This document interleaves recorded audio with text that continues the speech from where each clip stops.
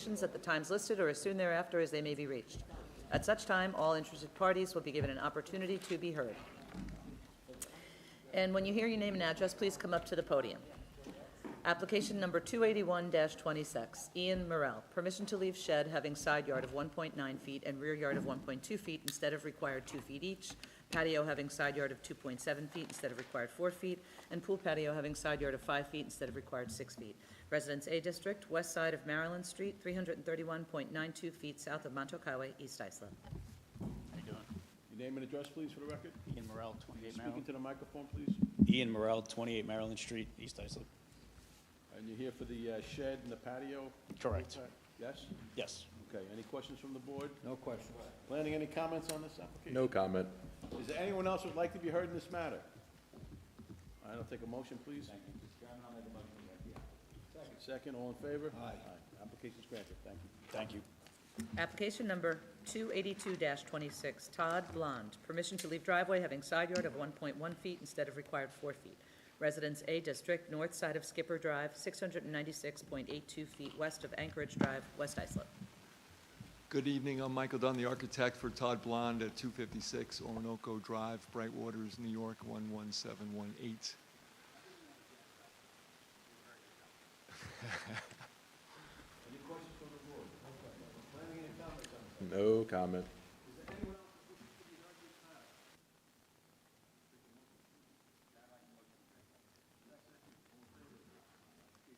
Thank you very much. Number 237-26, Central Islip Fire District. Permission to install 2 multi-part facial signs. Sign 1 having area of 49.87 square feet instead of permitted 32 square feet, and height of 17 feet instead of permitted 12 feet. And sign 2 having area of 43.87 square feet instead of permitted 16 square feet, having height of 13.5 feet instead of permitted 12 feet, and to install ground sign with LED message display having area of 38 square feet instead of permitted 12 square feet, with cabinet depth of 24 inches instead of permitted 16 inches. PDD DEC District, southwest corner of Eastview Drive and Lowell Avenue, Central Islip. Yes, my name is Richard Johnson. I'm the chairman of the Board of Fire Commissioners for the Central Islip Fire Department. My address is 66 Second Place in Central Islip. Thank you, Mr. Johnson. Planning, any comments on these signs? This has been reviewed and supported by planning. It went to the planning board where it was supported, and we support it now. Any questions from the board? No questions. Is there anyone else who would like to be heard in this matter? All right, I'll take a motion, please. Second, all in favor? Aye. Application. Thank you very much. Application number 283-26, Danielle Cardinale and Raymond Jimenez. Permission to establish accessory apartment pursuant to Islip Town Code Section 68-602, and to leave roof over having side yard of 0.1 feet and rear yard of 0.8 feet instead of required 4 feet each. Residence B District, west side of Center Dyer Avenue, 537.5 feet south of Burling Lane South, West Islip. Hi, Danielle Cardinale, 576 Center Dyer Avenue, West Islip. Raymond Jimenez. I'm sorry, wait a minute, okay. And you're here on the accessory apartment and then the rear yard and the side yard, right? Correct. Correct. All right, planning, any comments on this? No, no comment. No? Okay, any questions from the board? No? No Is there anyone else that'd like to be heard in this matter? Okay, take a motion, please. Chairman, I'll make a motion to grant the application. 3 years on the accessory apartment. Oh, and 3 years on the accessory apartment. Second, all in favor? Aye. Aye. The application's granted, 3 years on the accessory apartment. Thank you. Thank you. You're welcome. Application number 284-26, Susan Simpson.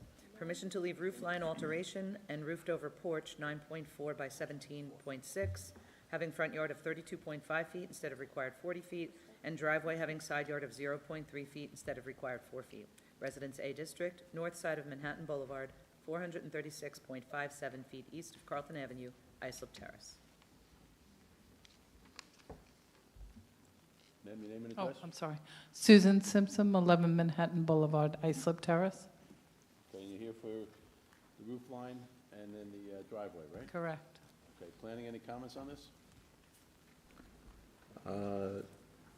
No, this kind of thing would often be considered a permitted encroachment. It's not technically in this case, but it's not something we're very bothered by. Okay, any questions from the board? No questions. Okay, is there anyone else that'd like to be heard in this application? All right, I'll take a motion, please. Chairman, I make a motion we grant the application. Second. Second, all in favor? You got it, you beat Dan. Application's granted. You beat him that time. Last time was close. Jumped call. on. It was like Jumped a on. tie. I went to I'm Dan. done. Application number 285-26, 2025 Bambani Irrevocable Trust, Kiran Bambani trustee, Amit Bambani Life Estate. Permission to leave hot tub having side yard of 14 feet instead of required 18 feet, shed having 6 feet behind the front line of the dwelling instead of required 10 feet, and 2 sheds forward of the front line of the dwelling not having required 20 feet behind. Residence AAA District, east side of Roosevelt Boulevard, 100 feet south of Hancock Place, Hauppauge. Amit Bambani, 197 Roosevelt Boulevard, Hauppauge, New York, 11788. Okay, thank you. Planning any comments on this? So for this one, the closest shed to the street, even if it is forward of the dwelling, is actually still 125 feet away from the street setback. This is just a matter of the house itself is set so deep in the property. I looked at it on street view, you can't even really see the shed from the street. So I don't really think it's actually a problem necessarily because of that. So that you referencing the metal shed? Correct, the one furthest forward, the one that's forward of the 19 by dwelling 11? there. It's well over 100 feet away from the street, not visible from the street, so I don't really consider it to be much of an issue. Only for that reason, though. Mr. Chairman, can I just recommend that we notate that in the decision, so it doesn't get brought up that we granted it to this person, yeah, who have 125,000 feet, we granted 3 feet. Yes, I think that's a good idea. We should. I do think that's a good Subject idea. to the We written will. decision. We will. Okay, any other questions from the board? No other questions. Is there anyone else that'd like to be heard in this matter? Take a motion, please. Make a motion to approve the application. All in favor? Aye. Application's granted. Thank you. Ed and Bill. Okay.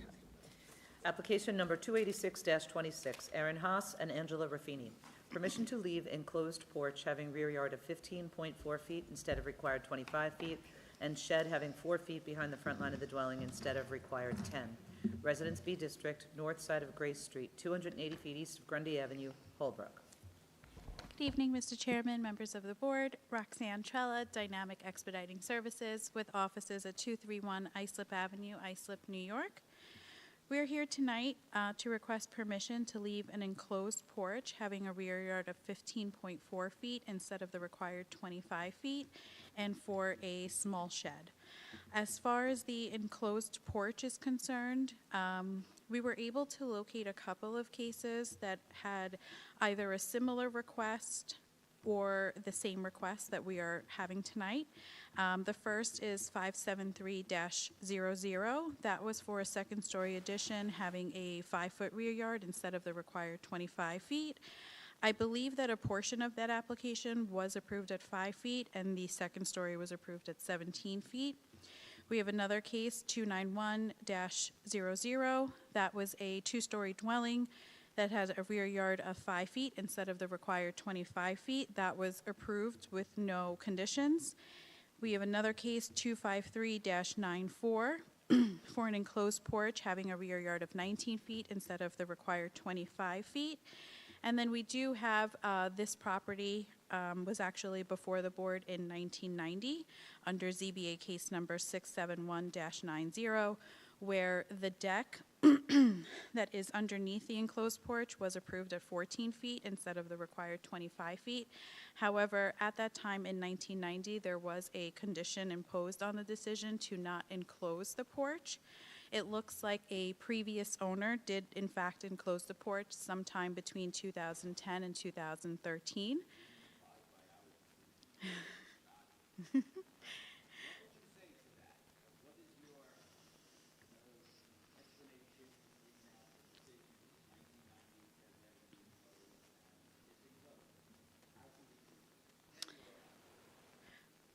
I would say there are a couple of factors that go into that. The first being that it is from 1990, and we do have 3 decisions after the fact that were approved with a diminished rear yard.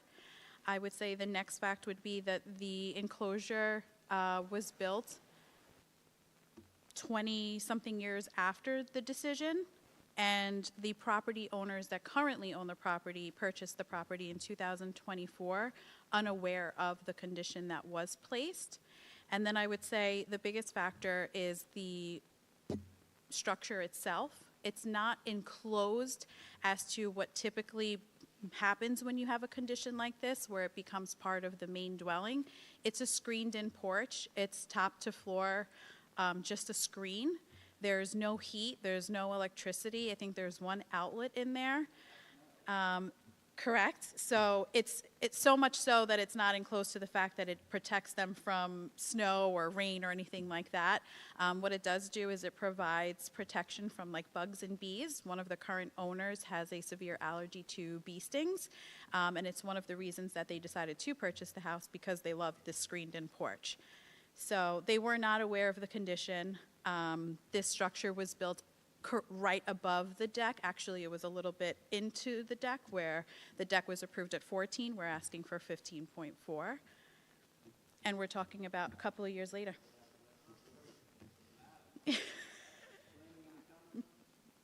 I brought up the pictures up here for that reason. It's a screened-in porch, not really a building addition that would normally be considered with this kind of thing. I do view it differently than I would a typical addition. Anyone else would like to be heard in this matter?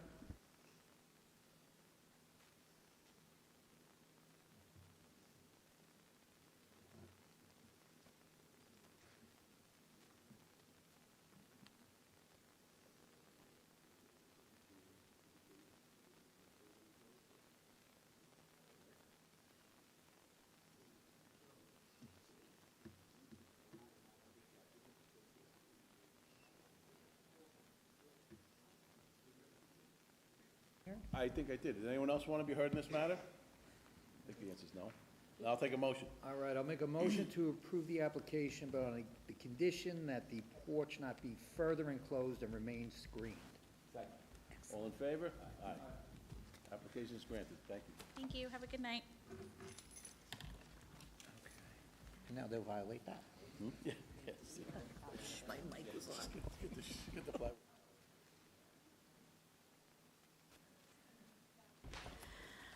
Application number 287-26, Pasquale Antonian Antoniato. Permission to install in-ground pool having side yard of 10.5 feet and rear yard of 10 feet instead of required 14 feet each, and pool patio having side yard of 4 feet instead of required 6 feet. Residence A District, south side of Claridge Lane, 78.91 feet west of Overlook Drive, East Islip.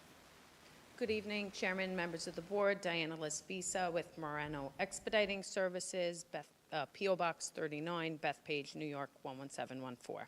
And I'm here on behalf of the property owners, and we're requesting permission to install an in-ground pool, a 16-foot by 36-foot in-ground pool in the rear yard, holding 10.5 foot off the side yard setback and 10 foot off of the rear yard setback.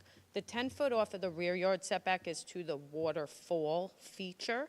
That is only 12 feet wide. The remaining majority of the pool will actually be 11 feet to the rear property line.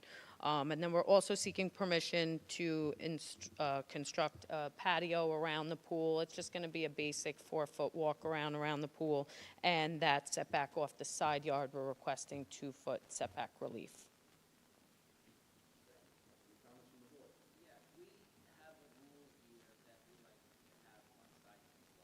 I know, and I asked them. And if they had, yes, so if they did have to choose between the side and rear, the side yard is more important to them, to maintain that side yard setback, just to kind of be able to keep it tucked. Yeah, no, I'm aware. So we would then ask that the side yard setback relief be granted over the rear yard. That's less pressing to them, the rear yard. I have nothing further to add.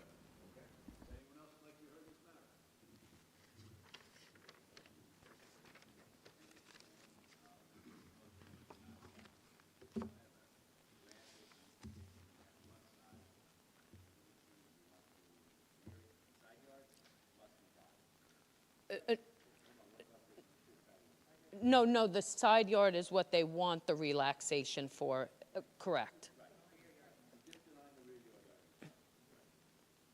Yes.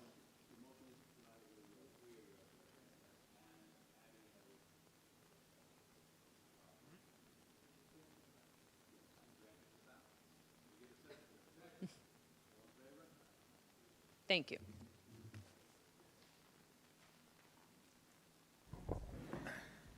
Application number 288-26, Donald Dorr.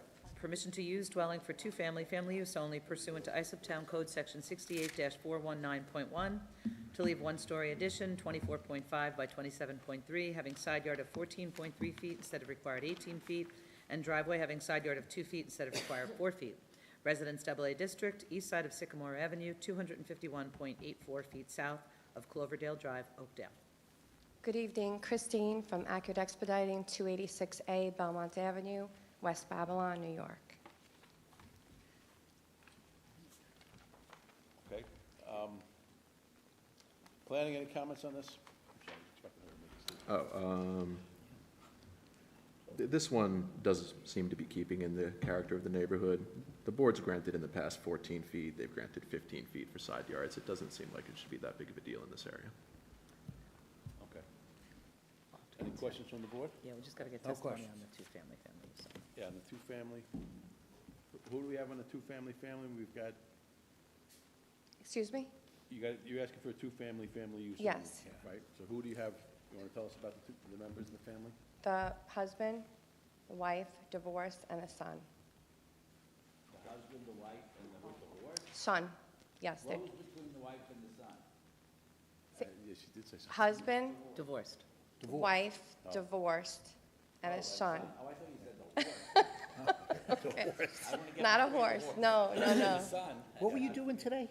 Didn't you hear something? Yes, I did. I did. All right, and let the record reflect that we have information about them in the application. Okay, any other comments from the board? Is anyone else would like to be heard in this matter? All right, I'll take a motion, please.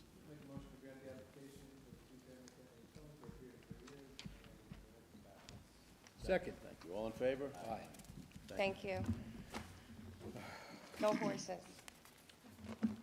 Application number 289-26, Felix Morales. Permission to erect accessory structure 11 by 22, leaving 2 feet behind the front line of the dwelling instead of required 20 feet, and to leave roofed-over patio having rear yard of 15 feet instead of required 25 feet, and floor area ratio of 34.5% instead of permitted 25%. Residence B District, north side of Milano Avenue, 583.84 feet east of Hawthorne Avenue, Central Islip. Good evening, Mr. Chairman, members of the board. Gennaro Cozzolino, 2125 Deer Park Avenue, Deer Park, New York, 11729. Here for the homeowner Felix Morales. We are requesting relief from the board to build an 11 by 22 detached accessory structure.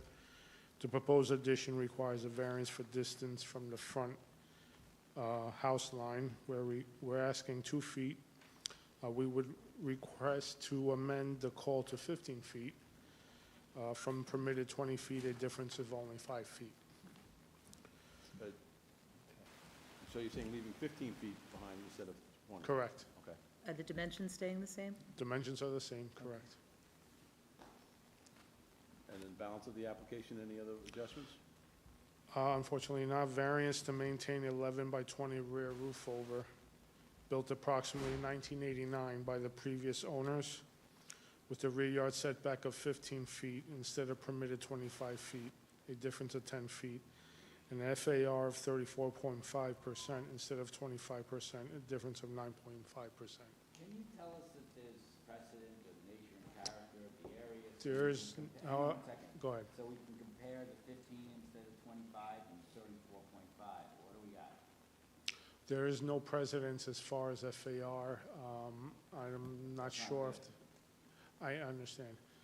But there, from what I understand, Mary explained there was a legacy CO on the house. Can you take a stab at it yourself?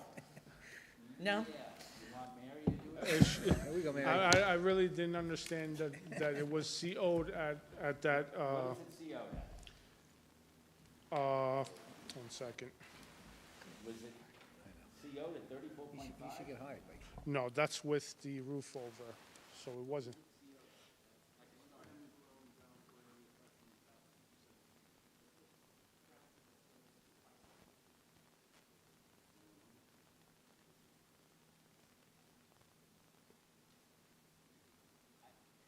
I don't know how we grant 34.5, and do we have anything even close? No precedence. I don't have anything that's going to help him here, certainly. I don't have anything above 30, but I do think it is important to at least note, I don't think the removal of just the roof over would actually get them the 30. I don't know that exact number, unfortunately. I didn't have the time to calculate it, but I'm pretty sure it's maybe like 31 or so. So it doesn't actually get them the 30 to just remove the roof over. The ranch, I think, may predate code. But our chairman did the math, it's currently at 28%. Without the roof over. Is it? Oh, maybe.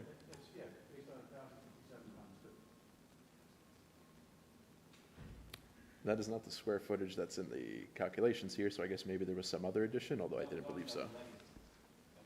Gotcha. So we're going off the CO, so it's currently at 28.1, looks like we have a compliant neighborhood. So it looks like it's 30, is what we can grant. And then I don't know about the 2 feet instead of 20, I mean, that's Well, we pushed it back to 15 feet from the front. 15 instead of 20? Correct, Mr. Wexler. That seems to be a good thing.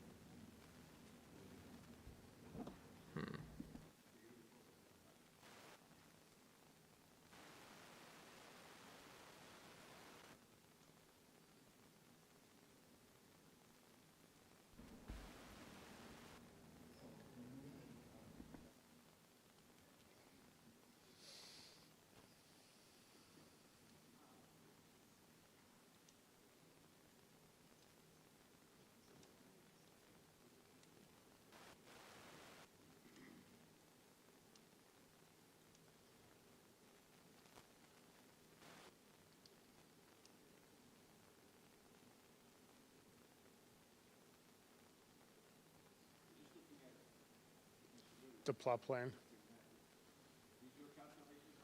Yes.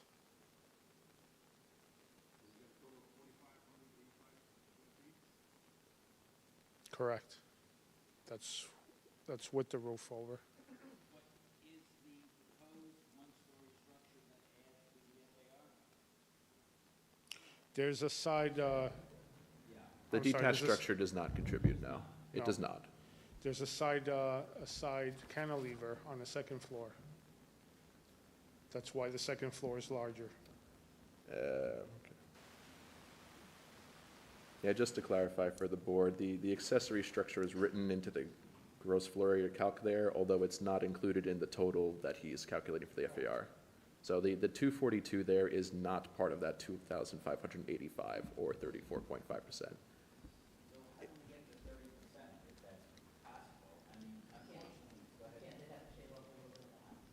That's what I was trying to convey, is that it's not quite as simple if the board were to just grant 30, that they knock down the roof over. It would be more than that.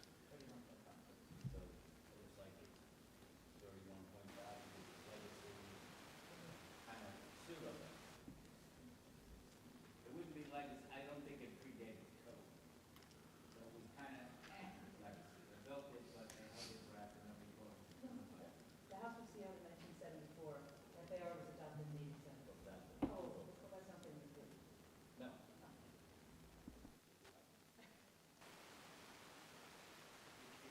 Yes. Yes.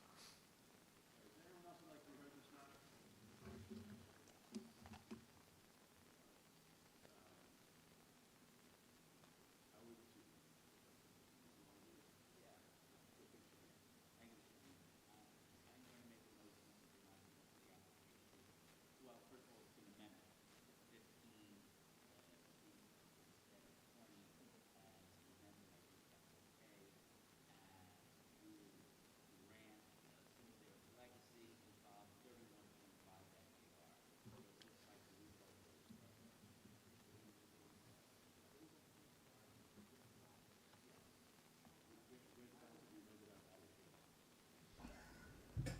Wait, I'm sorry, are we granting the balance, or is the roof over being denied? That's being denied. Okay.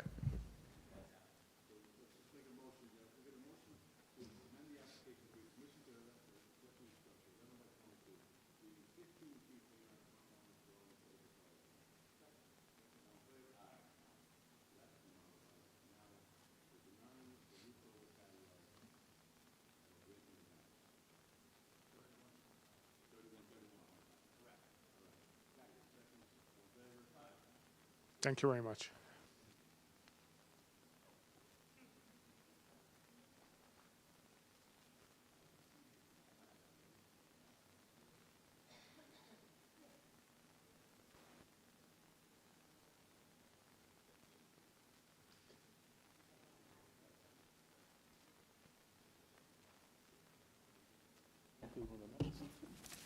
Application number 290-26, David Vitrano.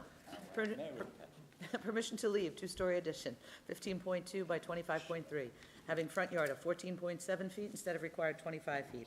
Deck having rear yard of 9.6 feet instead of required 10 feet, and front yard of 12.5 feet instead of required 20 feet. Hot tub having rear yard of 2.9 feet instead of required 10 feet. Roof over having rear yard of 17.2 feet instead of required 25 feet, and air-conditioned unit in line with front of dwelling instead of required 4 feet behind the front line of the dwelling. Residence B District, southwest corner of Broadway and Central Islip Boulevard, and West Fifth Street, Ronkonkoma. How you doing? It's Michael Rado from Cabin Permit, 535 Broad Hollow Road, Suite B16, Melville, New York. So we're here today seeking multiple reliefs to maintain existing structures on this property. The second-story addition in question was actually approved back in 1994 with permit number 4051. However, this permit was never closed out. The setback on the site plan for the approved permit was 15 feet. The current survey shows us at 14.7 feet, and the required setback is 25 feet. The house itself doesn't carry the required 25-foot setback due to it being on a corner lot and having a unique shape, so any sort of addition would trigger a variance on this property. The deck we were asking for, front yard relief, has a maximum height of 2 feet. However, most of the deck is under 18 inches, and the lowest point is about 8 inches. So it being at 9.6 feet instead of the 10 feet wouldn't cause any sort of privacy issues, nor is this deck visible, as most of the yard is, surrounded by PVC fence and chain link fence. So the front yard setback, again, is 12.5 feet, where 20 feet is required. Again, you can't see this deck from the street. The hot tub is going to be completely removed, so we can strike that from the application. It's no longer there. The rear roofed-over walkway, which is in question, we believe was CO'd back in 1951. It's described as a shed attached to a carport wood frame. This area was also located on the site plan of the permit that was approved back in 1994 for the second-story addition, so we believe that that roofed-over area was already CO'd. So the permit was approved in 1994? Yeah, for the second. And you said it was permit number 4051? Correct. You don't have Okay. a copy for us, do you, by any chance? You didn't put that in our file by any chance, did you? Well, we reopened that permit because that was an old permit, so we were doing the Right. CFC for it. I have the plans if you want to look at the plans. No. And the inspection No, reports. it I don't would've have been- that. we could have had it in the file, which would have been lovely. But, so how did they get the variance then in 1994? Because it really hasn't changed. Yeah, I'm not sure. Okay. And then the last that we're requesting for is the AC unit. That's not 4 feet behind the front of the house line. The unit requires 24 inches of clearance from wall for efficiency and for maintenance purposes. So even moving this AC in that area, it's not going to meet the required 4 feet. While these are self-created conditions, I don't feel that if the board was to approve this application, it would create a negative impact on the property, the surrounding properties, or the environment. If the board was to approve this application in its entirety, we would be filing the necessary permits to get this house into compliance. I'm sorry, what's that? Yeah, the hot tub's out.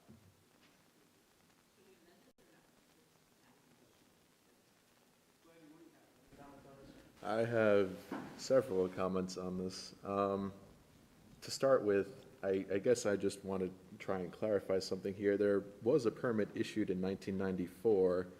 I'm not seeing any real evidence that it's necessarily what was constructed. and what we're currently trying to get approvals for. It also never came to the Board of Appeals in the past that I can see. Yeah, like I said, I have the stamped approved plans. I have all his inspection reports with me, if you want to see those. They filed a permit, so you say that never got approved? No, they never got the CO. They never closed it For out. what it's worth, it does say issued.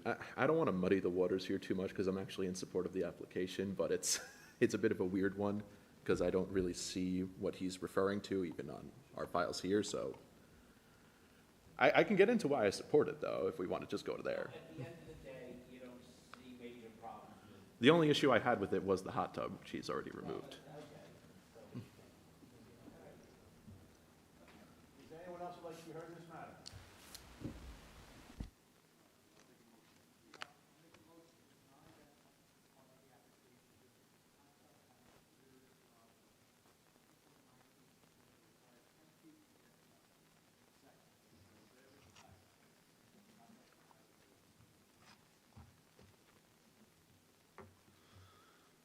Application number 291-26, Daniel Terrell.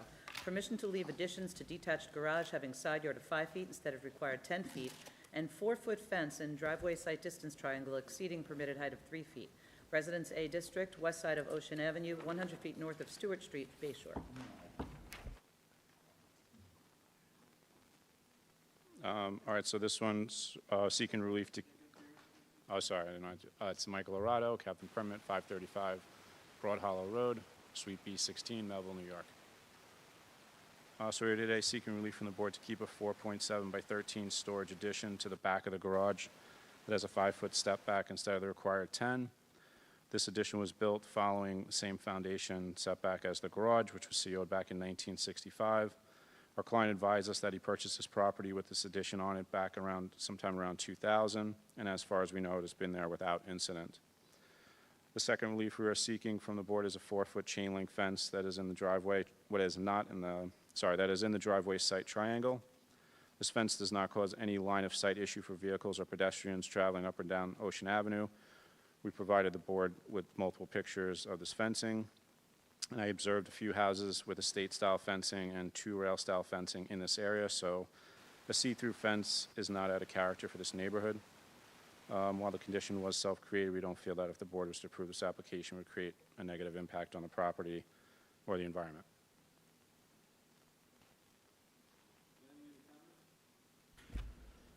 Yeah, starting with the fence, I don't really agree that it even needed to be addressed, but there's a technicality apparently. While it's not considered a site obstruction anymore, it still needs to be addressed because it is in a site triangle. So I would ask, unfortunately, for the board to approve this and not just remove it, because it does need to be approved, I believe. But based on changes in code, it is not a site obstruction, and therefore I don't believe it is problematic. The garage is a bit of a weird case. It's a CO'd garage that they did an expansion on. The glass and frame enclosure, it's kind of an oddball thing. I don't think it's strange. I think it's weird that this thing's being called out as a roof overhang.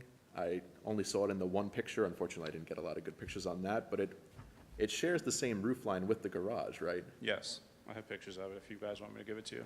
Yeah, I couldn't see any pictures of it. Okay, good. I didn't see any.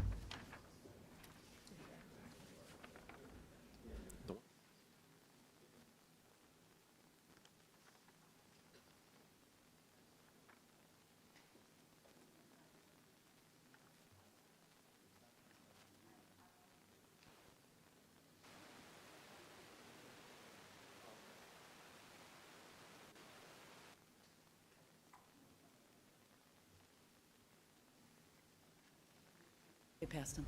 So when you filed the application, you submitted 8 sets of a basement floor plan. For some reason, that shows a second. Oh, okay, that was for the state variance.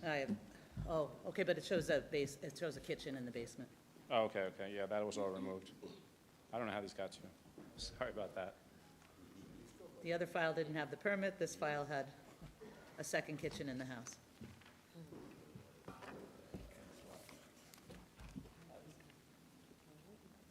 What do you think after seeing the pictures? I mean, these actually are the pictures I saw, and you can kind of see it in one picture, but most of the focus is on the glass enclosure from what I can see. So It's just the addition off the back, that's all it is. That roofed over that you're speaking of, that's already CO'd, that's off the side of the, It was CO'd at half the size of what it currently exists at. There was an addition to that. I'm pretty sure, I can double check that. That's Yeah. why I was asking about it, but. One car detached garage is like on CO. Yeah, one car detached garage, 8 by 12 roofed over patio attached to detached garage. I don't think that's 8 by 12 now, And- right? and then the rear addition, It's 8 by 22 now. No, no, and then that rear addition is what I gave you the pictures of. Correct, yeah. No, because I don't think you had And I those. see that. No, I didn't think you had those, that's why I brought those. I was more confused about the roof over, which, from what I can tell, expanded since this was originally CO'd from 8 by 12 to 8 by 22. So It's only like the roof relevant over is insofar as that's why you even have a setback issue, because this pushes it over 500 square feet total. Yeah. You don't think it's a big deal? Hmm? You don't think it's It's a weird one. is the It's area not that's that big of a roofed deal. over enclosed? No, it's not, Is just it- the back Do you have area. any pictures showing that it's not enclosed? I don't know if they were given to you. Yeah, like, the only one picture I have here, you can't see it well, and there's a tree in the way, so it's hard for me to distinguish what I'm actually looking at here. Yeah, the roofed over is not enclosed. The back area was what I thought you were more concerned about, because that's like, that's enclosed.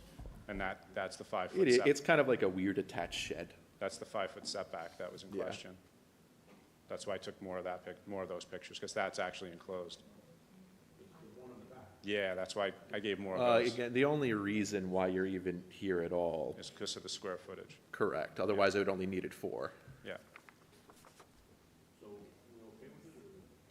In theory, I would have felt better about it if I could see it, but if it is just like a roof over, it just looked a bit concerning because it shares the roof line with the rest of the garage. It's not just an attached roof over. More pictures? Okay. Anyone else would like to be heard in this matter?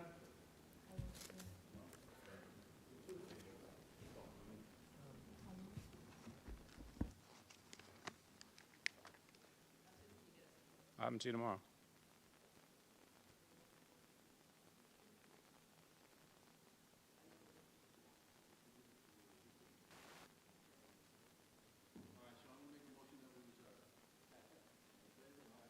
Thank you, have a good night.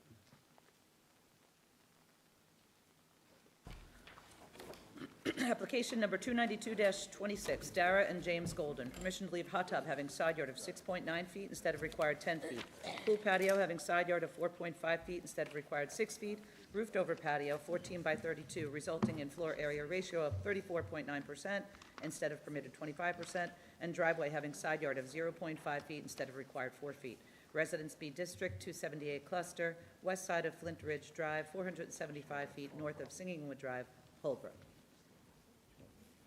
Tracy Rivera Renner, Tracy's Permits, 363 Terryville Road, Terryville, New York, 11776. Good evening, Mr. Chairman, members of the board. This application looks like a couple others that you saw right before this, so I know exactly what questions you're going to ask.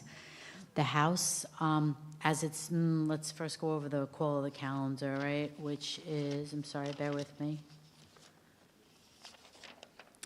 We'll address the pink elephant in the room, which is the roofed-over patio attached to the rear of the house at 34.9%, where 25% is allowed. The original CO on the house back in 1976, which predates what Mary had just said, predated the floor area ratio. The CO actually reads ground floor area 1550, which doesn't include the second floor. So the house itself, when it was built, was already at like 34%. We're adding, or what was added, is 458 square feet roofed over, which is less than 0.04%. I have a picture showing that it's not enclosed, never intends to be enclosed. The owners themselves had actually contracted out contractors to do the work on the property, and not knowing that they didn't receive any permits until they received something from district court. So this is being dealt with right now in district court. So the roofed-over patio in the back, like I said, is at 0.04%, not enclosed, never intends on being enclosed. We also have the asphalt driveway at 0.5, which I know the board does not like granting those at all, so I've already forewarned the owners that that may not be something that is approved this evening. Having a pool patio at 4.5 versus 6 is not substantial, and hot tub 6.9, where 10 is required, is not substantial either. So the big thing we're really most likely addressing is that roofed over.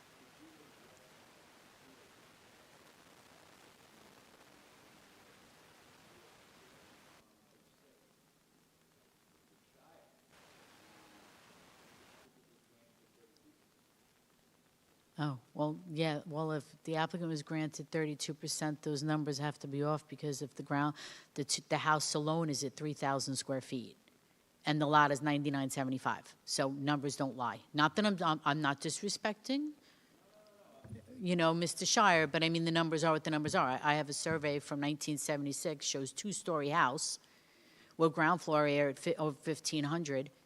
And then, so the house as it is by itself, I mean, the roofed-over patio was 458 square feet. This is a survey of the house that was provided to the Board of Appeals in 2006, calling it out as one-story frame. It was one story when it came to the board in 2006. Okay, so maybe I need to update my glasses, but the survey that I have from a FOIL Is it the from same the one that's town. on the monitor? Nope. I have the survey right here. It says FOIL from Town of Islip, and it's calling it a two-story house. Okay, what's the date of that survey? 1976, January 27th. It's actually part of the town's records. That's the last update on that survey? Yeah, this survey itself says, yeah. It says 1976, which is when the original CO was issued, and it's calling it a two-story. It says FOIL on it. If you want, I mean, I can give it to you if you want this. But we're looking at a photograph dated April 19th of 2006, and it shows one story. Okay, well, I didn't have that in my records. I only have what was, yeah, I'm not- yeah. It's part of our ZBA decision from '06. Yeah, I'm not faulting you for not having Sure. a decision. I'm just trying to, like the rest of us, get to the bottom. I completely understand, but, And sure. Gotcha.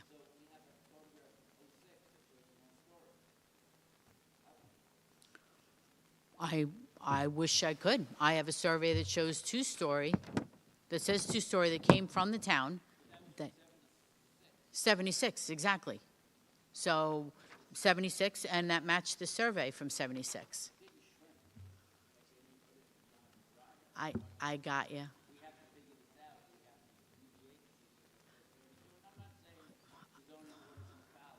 Okay.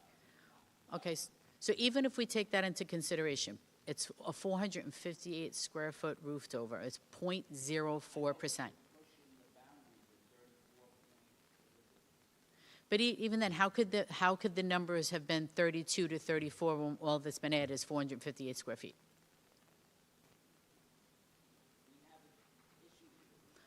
Completely understand.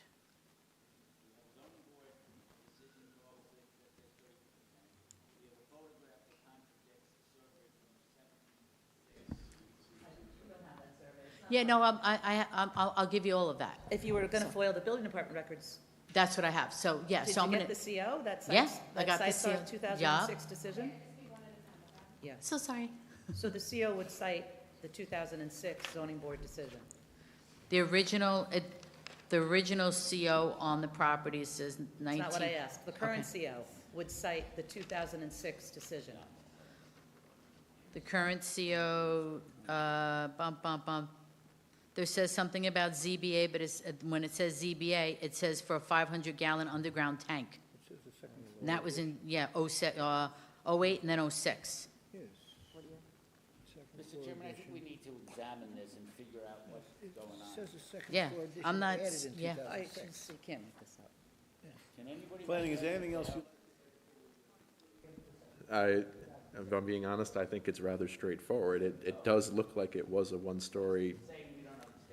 dwelling that was proposing a second-story addition. They were proposing an FAR of 40-something%, and they were knocked down to 32. And here we are, it seems, I mean, you can see up here, it was only half of the patio at the time was roofed over, the other half was not. So I think that accounts for the extra maybe 2.5% right there. Okay. Is there anyone else who'd like to be heard in this matter? That's what we reserve. All right, I'll take a motion to reserve. Make a motion. All in Mary, favor? would you like me Aye. to email you over the No. documents that I have? Or You do you want me can to give hand them it to to you right Jay. now? Perfect. Joe, take it.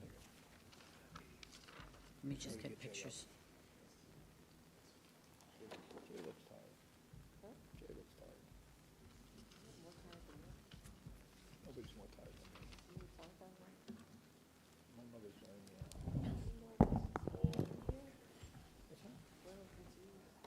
No, we do know, they roofed over. You guys, could you step aside? Oh, sure, I'm sorry. Thanks. I'm just trying to.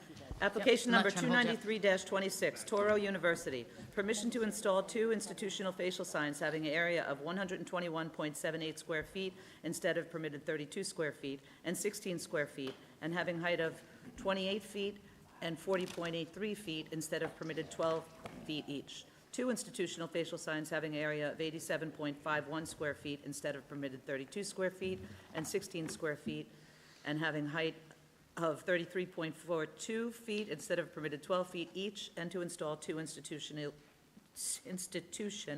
ground signs where only 1 is permitted. Plan Development District, Educational Campus, east side of Eastview Drive, approximately 184 feet south of easterly terminus of Courthouse Drive, Central Islip. Good evening, Chairman, members of the board. Kevin Rain with Bowler, 275 Broad Hollow, Suite 100, Melville, New York. In front of you today before the applicant and owner, Toro University. We're just looking to get some signage on the 2 schools here. If you drive down this area, you can see the buildings are pretty bare, and a lot of students have voiced their opinion on just getting some signage installed. So there are 2 separate buildings here. Each building will have 2 wall signs, and then each of the entrances are going to get 2 ground signs. We have been in front of the planning board. As you know, signage is not permitted here, so we did get the planning board approval. The signage has been vetted with them. None of them are going to be illuminated as per their request, and happy to answer any other questions the board might have. As he's saying, this went before the planning board where planning recommended to grant. We feel no differently now. The ground signs especially, it's maybe the weirdest one, but there's like 500 feet in between the 2 of them. They have 2 entrances. It's a big site.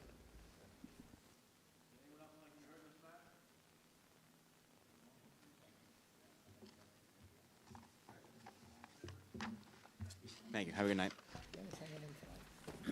Application number 294-26, Joseph Antonucci and Danielle Cimaramella. Permission to erect 1-story addition, 4.7 by 12, leaving front yard of 35.3 feet instead of required 40 feet, and second-story addition, 12 by 12.6, all having total side yards of 26.1 feet instead of required 28 feet. Residence A District, west side of Gladstone Avenue, 2,672.6 feet north of Finley Place, West Islip. Tom Trufaro, DTT Designs. I'm here to represent the owner. Okay. Planning, any comments on this? No, I don't really have much of a comment for this one. All right. Any questions from the board? No questions. Is there anyone else that'd like to be heard in this matter? All right, I'll take a motion, please. I'll make the motion to grant the application. Take a second. All in favor? Application's granted. Thank you. Thanks. Application number 295-26, Eric Miller and Patricia Muller. Permission to erect 1-story addition, leaving floor area ratio of 29.99% instead of permitted 25%, to leave roofed-over patio having rear yard of 23 feet instead of required 25 feet, and patio having side yards of 2.5 feet instead of required 4 feet. Residence B District, northwest corner of Bayview Avenue and Brushwood Court, East Islip. Good evening, Mr. Chairman, members of the board. Charles J. Broody, architect, 30 Bethesda Lane, Salem, New York, representing the property owner, Eric Muller. As stated in the call, homeowner seeks permission to construct a 1-story addition, requesting an FAR of 29 point. Very carefully. Sharpen my pencil, for sure. That would have been my same comment. I'm impressed with the precision.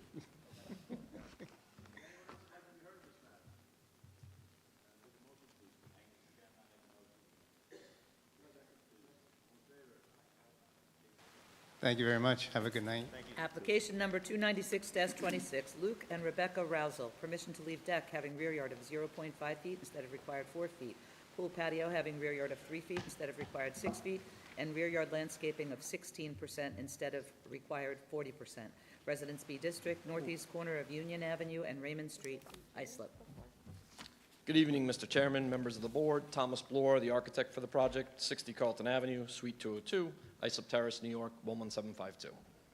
So the intent of this application is to legalize and maintain an existing deck and pool patio, requesting a rear yard setback of 0.5 feet to the existing deck instead of the required 4 feet. It's just a small wood deck, 82 square feet, and then also requesting the rear yard setback of 3 feet to the existing pool patio instead of the required 6 feet. The patio is constructed of pavers on a sand base, which does allow some water to flow through. Lastly, we are requesting the rear yard landscaping of 16% instead of the permitted 40%. Based on my calculations, the number is actually 17.4%. I understand this sounds like a significant variance.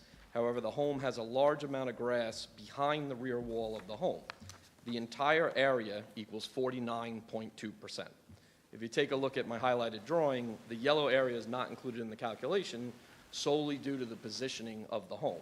This home was constructed in 1850, so it's one of the older, Islip homes right down the block from us. The home is zoned Residence B, which does allow for a 15-foot second front yard setback. If the home held the 15-foot second front yard setback or an addition was proposed there, that rear yard lot coverage as of right would be 40.5%. We wouldn't require any variance on it. On the rear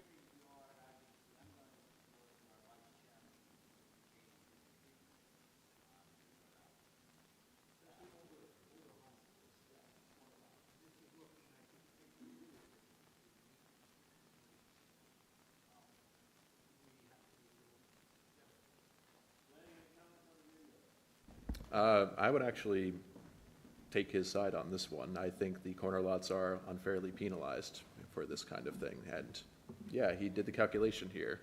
It ends up being 50% if you include that area. I brought up the street view just to kind of demonstrate what that area looks like. I mean, they have so many trees you can barely even see it, but this is not what I would consider to be a yard that has a lack of landscaping. Really, the only thing I would say is that that only remains true so long as that side over there maintains that landscaping. So if the board were to grant this, I would make note that that is taken into consideration, that portion of the property that's not currently being counted, as he said. And I think so, because if for whatever reason that was no longer landscaped, the justification would no longer be there.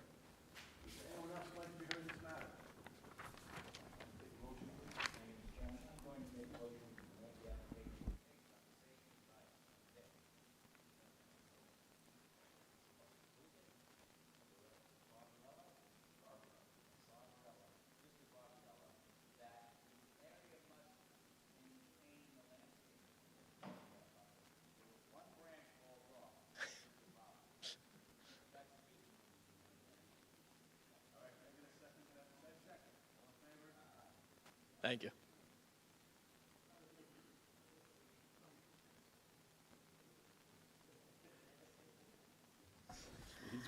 Application number 297-26, Michael and Deanna Enachi. Permission to leave second-story addition and roofed-over deck, leaving side yard of 17.3 feet instead of required 18 feet.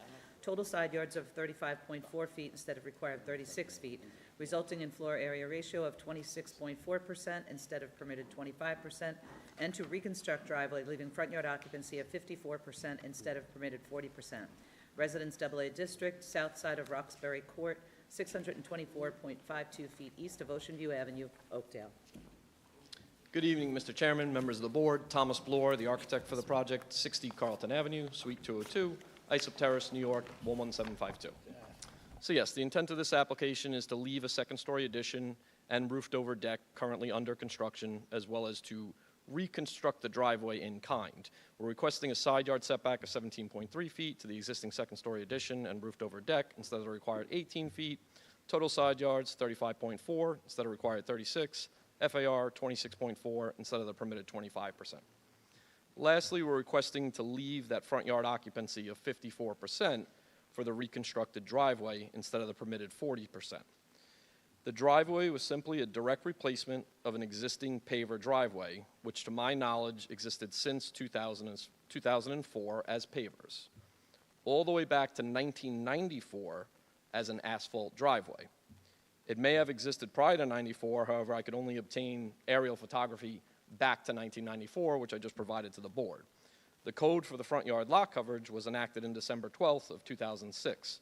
So it's the best of my belief that this driveway was constructed long before this code existed and is just a direct replacement, not making it any larger, any smaller. If the board should have any questions, I'd be happy to answer them.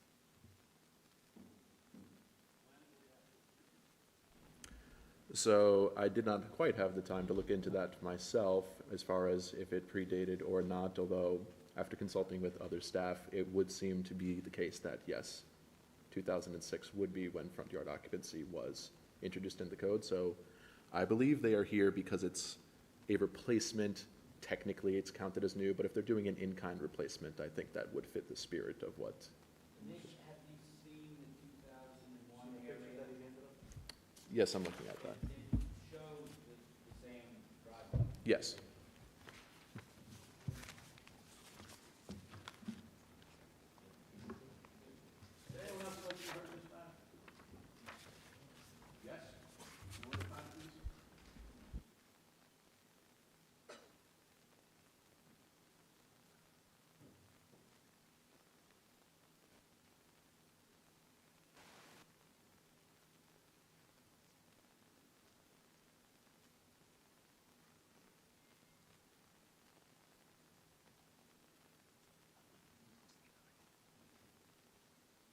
Lou Bellino, 12 Roxbury Court. B as in boy, E-L-L-I-N-O.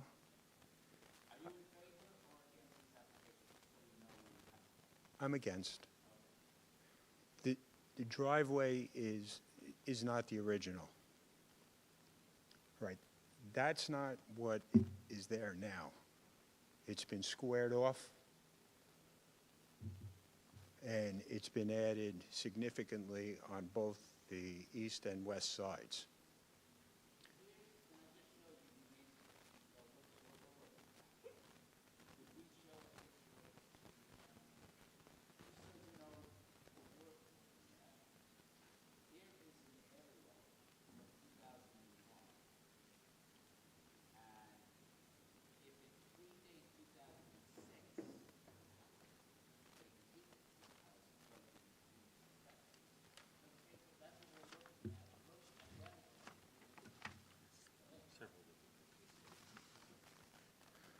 Right, so if you look on where it curves. Right where the car is. See where the car is? All right, it would be on my left.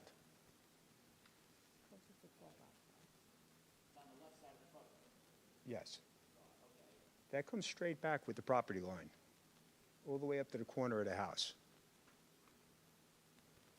Now. And then it comes across. This is from maybe a few months ago. All right, so go back to the one a few months ago. See It's that kinda line hard that to comes straight tell. through? Those are pavers now, or cobblestones that have been set there for the driveway. So it comes all the way up to the corner of the house.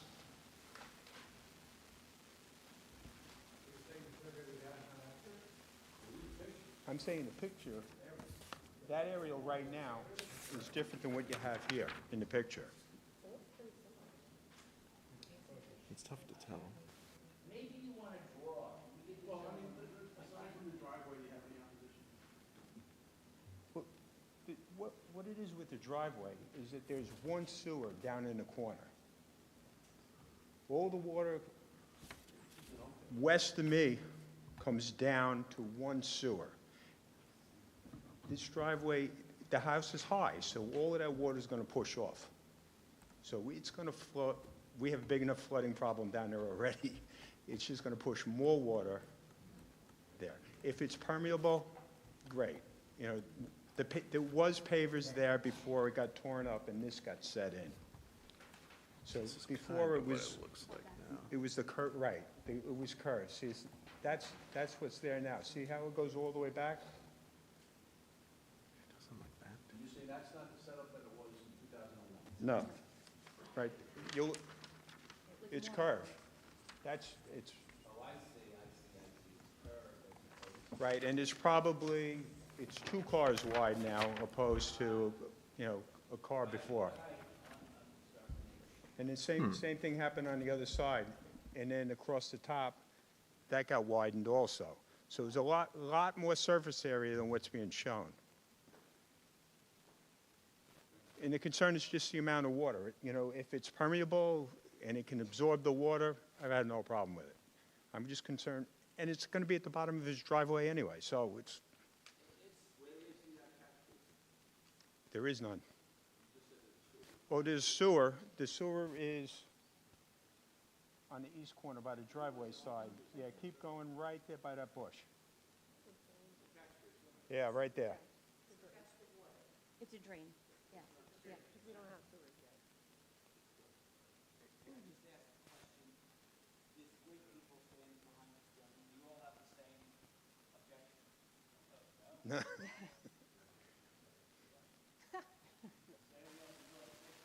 No. Kim Bellino, 12 Roxbury Court, wife of Lou Bellino. I have very similar concerns. We're one of the few streets that don't flood in Oakdale. And this is going to be a major problem if we do go with that size. Our neighbors are more than happy to have this house finally have some really nice family in it. We've been waiting for at least 3 years, for almost 4 years. So the fact that they're coming to make their home beautiful is what we all want. The other concern is the cesspools. The house is now a lot bigger than it was, with more bathrooms and bedrooms. I understand. No, I understand, and it's flooding is really what we're concerned about. The back deck is also a concern for everybody. I should speak for myself. There's a privacy issue, and it just does not look safe at all. I know they're going to reconstruct it, and I'm sure it's going to be very beautiful, but it is very large, and it goes across the entire home in the back, and it's also very high. Those are my concerns.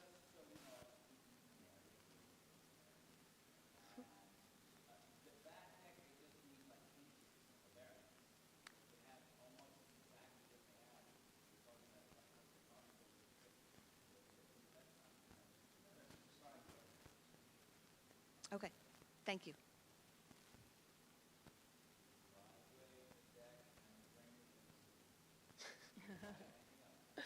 Actually, my concern was with the back deck. Stephanie Ringy, I live at 23 Riverview Court, so I live adjacent. Ringy, R-I-N-G-I. I live adjacent to the home, and having grown up on the canal, I'm very familiar with the character and the scale of the homes in the neighborhood. And while I'm happy the new owners have taken possession and that work may finally resume after many years of this house sitting unfinished, I respectfully object to the proposed deck because of the significant loss of privacy. The excessive scale of the structure, and I know you're saying it's only inches, but it's high and it's big and it faces directly into my backyard. You know, and we have little privacy as it is, and I feel like this is really going to,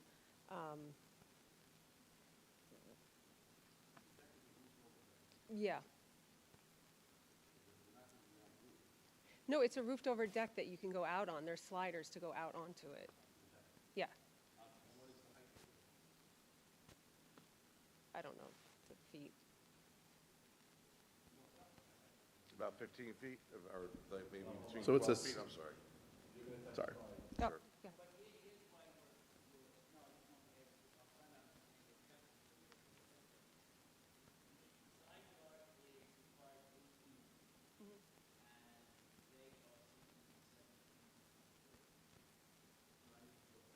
I know the side yard, but it's a massive.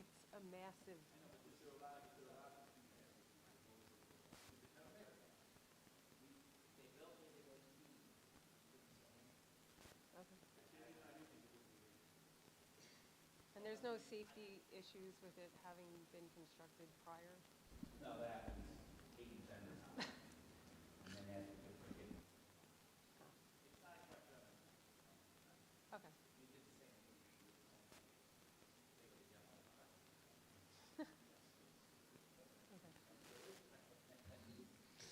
Thank you, yes. My name is John. I'll spell my last name. It's Hilscher, Hielschcher. I'm at 27 Riverview Court in Oakdale. So I'm basically behind across the canal from the home on Roxbury Court. So my question is that I haven't seen any plans or anything. Understanding that this house has been sitting empty for a long time. Is the plan just basically, my question is the plan, as Stephanie said, is that just to leave it a deck? Is it planned to be closed in? And it is, again, as it looks out over everybody's yards and whatnot, it is very obtrusive as far as privacy is concerned. But I have not seen what the plans are for the deck. If it's just going to have a railing around it, and they're going to have a roof on top of it, and they're going to close it in, it's just going to be a roof. Okay. Okay. Oh, that'd be great. That'd be wonderful, yeah.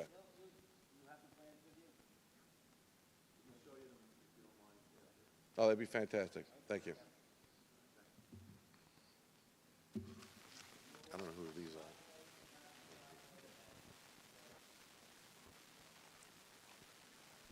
are. Okay, so to try to shed some light on this, this is a survey from 2006 from a permit they took out. So this is, I guess, what the driveway looked at the time. That would have been right about when the code was enacted. So trying to compare that to the current survey was a bit hard to tell, but I guess it looks like it actually has expanded. That's what it looks like. So I want to just address multiple things. I know the history on the house, and I'm sure it is extremely frustrating to all these neighbors. That is not my client, so I want that to be clear. He recently purchased this home with all intentions to renovate it, live in it. There will be a lot of improvements. Right, so as far as the driveway, all he's looking for is whatever it originally had, so that's fine. We can put it back to the original configured driveway of 2006. I don't think I had a copy of that. To answer some of the other questions, this is going to Suffolk County Board of Health for a brand-new sanitary system to be installed. Some of the, I'll call it shoddy work that was done with the framing of the deck of the home is all has to be ripped out and completely replaced by my client. This home was left abandoned. I don't know who was working on it, but a lot of the construction is getting completely redone with the new set of plans. We do have final plans into the building department. As far as the rear deck, there is only a roof over in the eastern corner of the deck. It's completely open to the air, has railing on it. We are not requesting any rear yard setback. As the board already mentioned, we're just requesting a side yard setback of 17.3 instead of 18.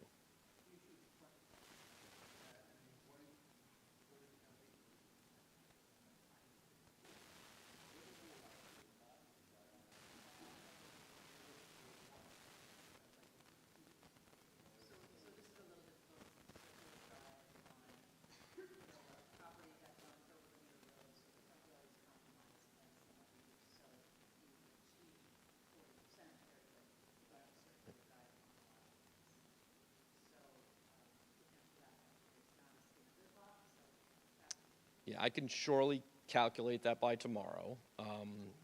We're not really looking for a reserved decision. The driveway, to be honest with you, was the least of the priorities here. They'd like to get in the home. I'm sure the neighbors would like to see him get under construction and start rebuilding this home into a beautiful home on the block.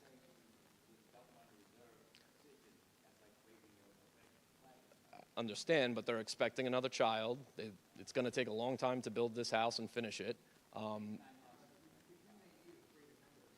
Right, I believe we need a greater number, and I believe we would like the front yard lot occupancy to be approved based on the exact percentage that that survey has. I can calculate that by tomorrow morning.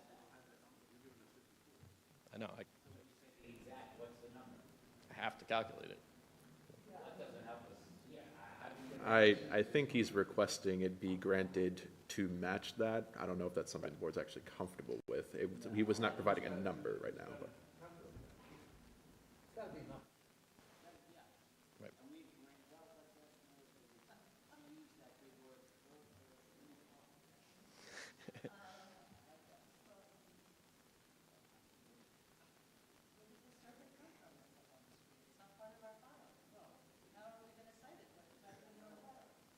Is that, can we see the name of the surveyor and the date? So Barrett Bernacci Van Weel, can't read that far.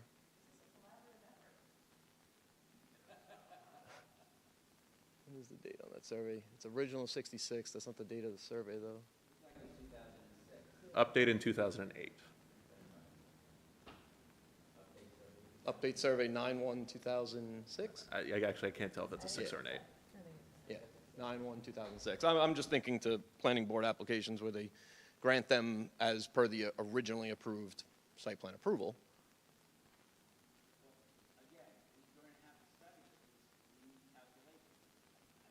Understood. I can do that math in an hour, just not without being in a computer, you know what I mean?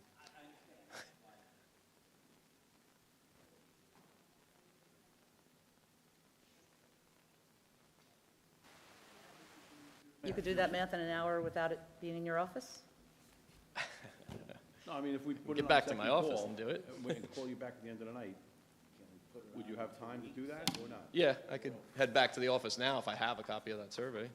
You gonna run back to your office to run back here? As opposed to reserved, I can do it. Or if we reserve and give them a decision. Or we're just, you don't know, they're not comfortable with citing the survey? No. Do you want to adjourn? No. Wait a while, we work at our own schedule, not anybody else's. Tell him to come back. Accommodate where we can. We have an hour ahead of us, so Yeah, he can come back. let them go, let them You go. want- Look, we'll second call. Yeah, At the end of the night, if you don't come back by that time, then we'll we'll reserve. reserve, and you'll get us a number, and then we'll make a decision. He doesn't want to adjourn, he wants. That's fine. That's a fair I don't know if I review. have a copy of that survey. Can someone Huh? email it to me? Yeah, can we get him Sure. Thank you. I'll somehow do that while All right, let's do also it. doing the hearing. I missed something. He asked if Nick will email it Oh, to him, so okay. he can run back to his office. Is there anyone else that'd like to be heard in this matter? All right, All right, so then I'm gonna make a motion that we second call. second call. All right, all approved? Thank you. It's totally crazy. And I just that? realized all these people are gonna stay. I think we did. Application number 298-26, Claros Corporation. Permission to leave one-story dwelling on lot having width of 99.18 feet instead of required 100 feet, and lot area of 19,753 square feet instead of required 20,000 square feet. One-story addition, 11.85 by 12.5, having side yard of 0.7 feet, and roofed-over entrance, 7.1 by 17.8, having side yard of 6.5 feet. Roofed-over porch, 12.9 by 24.3, having side yard of 13.6 feet instead of required 18 feet each. Shed having side yard of 0.7 feet instead of required 2 feet, and driveway having front yard occupancy of 42% instead of permitted 40%. Residence AA District, south side of Second Avenue, 94.32 feet west of 6th Street, Brentwood.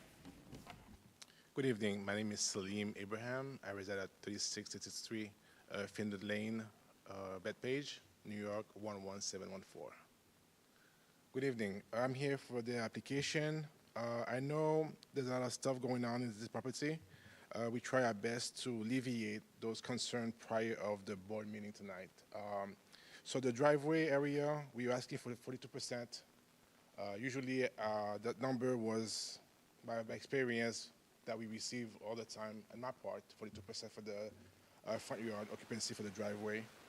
The main issue in the application is very hard is the addition to the house. The 11.85%, 85 feet by 12.5 feet, encroaching to side yard at 0.7 feet regardless that place. And the positive way of this application is the addition is enclosed with a 6-foot fence, and the neighbor on the side, the south side of the property, his house is located all the way down. I don't know if you have it on the screen. away from the original side of the dwelling. So basically not encroaching to the view of the neighbors on the south side of the property. So in regards to that part, the addition is a one bedroom, 1 story.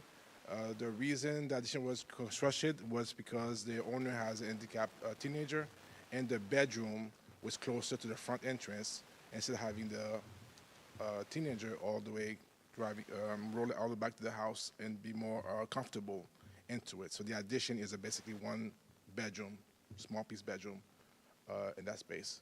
Any question? I'm ready to answer. I am somewhat distracted right now, to say the least. Oh, okay. Always busy emailing the prior applicant. I haven't completed to doing help him that, with his actually. application. Well, let me ask you, do you have any precedent on the .7 side yard? No. Oh, Neither okay. does Nick. I No, assure you. listen, I'll be honest, point 0.7, you know. Can you tell a little bit about the history of the property, that it was a church for a little while? No? My understanding that was the owner wanted to bring it back to a residential area. Right. Prior to application, there was a lot of concern of the site, and we designed the site to comply to be more residential, not commercial space. And the back was, a lot of going on, and we try our best to bring it back to that situation. To residential, I think it was AA zoning. That's why it's, That's the issue.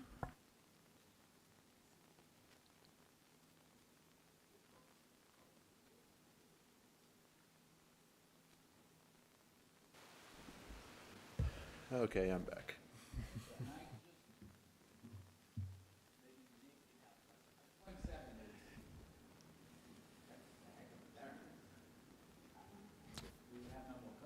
Could somebody please fill me in quickly where we left off here? What are we currently addressing? We're at First 298. thing we're addressing is the .7. No, I know which thing, what's your question?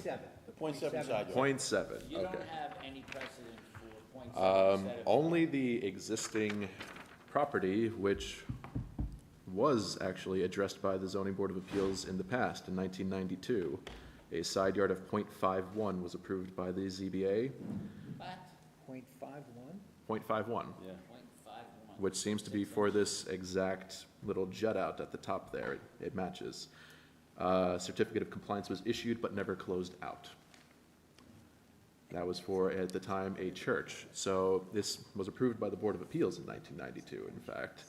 Since then, there's been some additions to the, I guess now we would call it a dwelling as opposed to a church, but none of those are the ones at this heavily compromised side yard. So what is your suggestion, I mean, is there any explanation in the ZBA opinion why they granted .5? It seems that it existed at the time it was heard in 1992 as well. As for the specific reasons why, no, he amended to eliminate it. By Mr. Shire, I move to amend the application to eliminate that part of the application to erect a 1-story addition to dwelling, leaving front yard setback of 34.38 feet instead of required 40, and side yard of 0.51 instead of required 18. and then it continues, right? So what does that mean? Well, he amended it to eliminate it Let me bring it up again. from consideration. From the call. I thought he eliminated that and then he went on to say the new call, which included the .51 Just still. basically blessed it, said it's okay. No, he eliminated it from consideration. Oh, so then it's not there. It's not okay. Okay, now we get it. It can't exist .7 on the property line. Cannot. That's why we're here tonight. Pardon? That's why we are here tonight. This is the I minutes get of it, the there hearing. are variances and there are variances.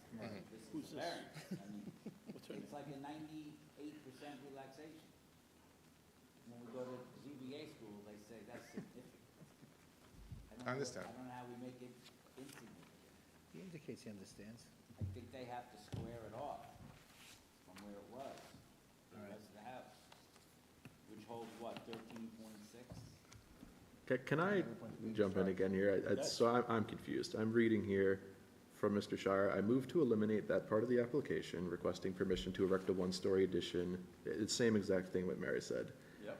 It then goes on to say, the application should now read, permission to leave dwelling on a plot having width of 99.81, instead of required 100, having plot area of 19,758 instead of required, and having side yard of .51 feet instead of required 18. Are you reading from the decision or from the secretarial notes that are in the scan? That can't be correct. I guess I'm reading from the transcript here. Well, secretarial notes, not an official transcript. We knew. I wasn't the secretary, but I was the planner at the hearing in 1992. You were. We knew Dick Shire, and if you knew Dick Shire.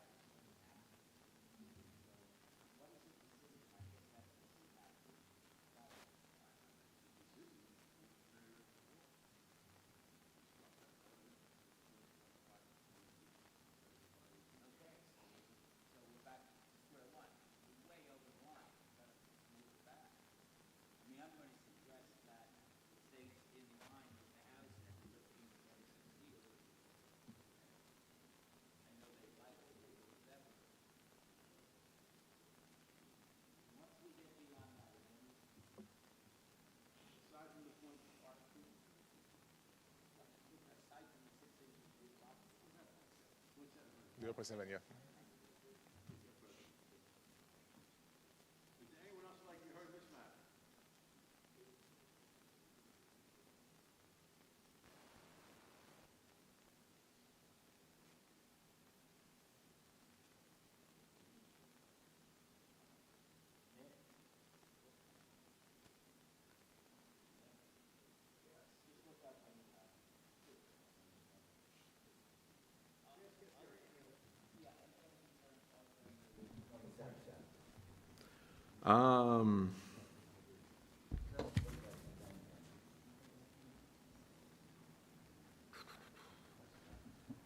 No, I don't think so.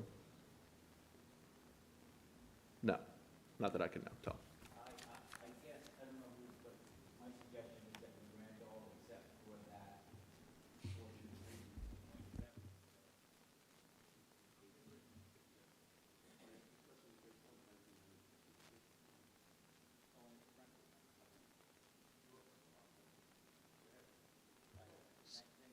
I'm going to make a motion that we deny some of the applications seeking .7 instead of 18-foot side yard relaxation and granting them the Question. And we're referencing this because there is July 16, 1992 zoning board opinion, zoning board appeals that exempts it, so it struck it from the call, so it was never granted. So we should go with this.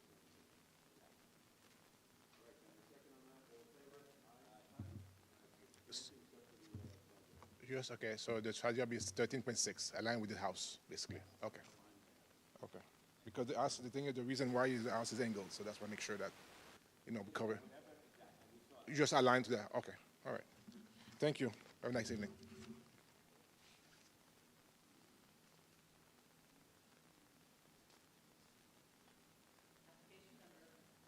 Two 99-26, Barbara Ann Anselmo and Thomas Barrett McClam. Permission to leave 8 boat berths instead of permitted 3 pursuant to Islip Town Code Section 68-41F, and to leave roofed-over porch 6 by 13.7, having front yard of 17 feet instead of permitted encroachment setback of 34 feet. Residence A and B districts, east side of Ocean Avenue, 120.88 feet north of Lawrence Street, Bay Shore. Good evening. Just give me 1 second, please. Thomas McLam. Good evening, Barbara Anselmo. Speak into the microphone, please. Thomas McLam. 82 Sunset Road, Bay Shore, New York. Barbara Anselmo, 82 Sunset Road, Bay Shore, New York. Okay. Where's my notes? Okay. Let me get over here. Okay.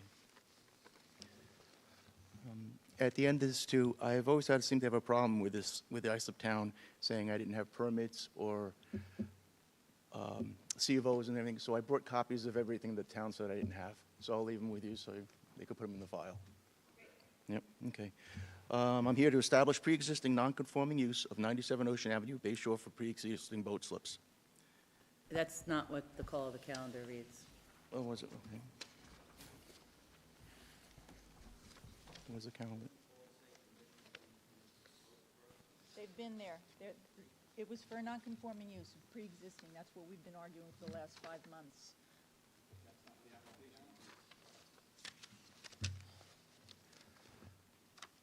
Give me a second. What the heck did I do in my note?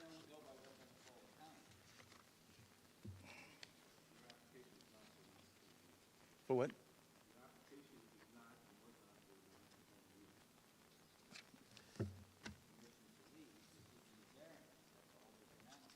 Well, it was an area variance for non-conforming use. What the hell did I do with my paper? of- Shoot, I got.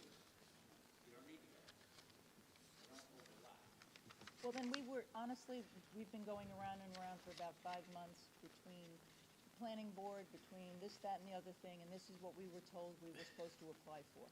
A variance because we had 8 boat slips that we've had there since 1975, and we 1970. tried to sell the home, and we've had a problem with getting a C of O, and therefore, that was what we were told the application should be.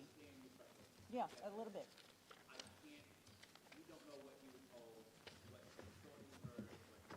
Give me this.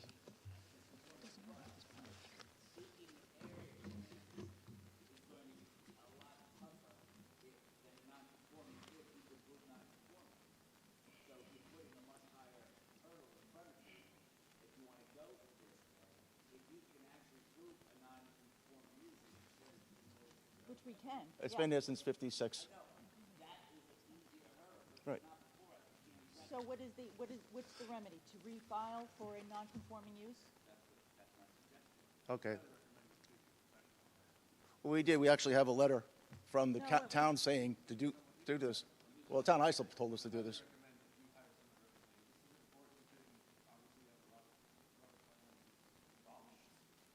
But there's no finances involved in it. It's 8 boat slips that we've had since.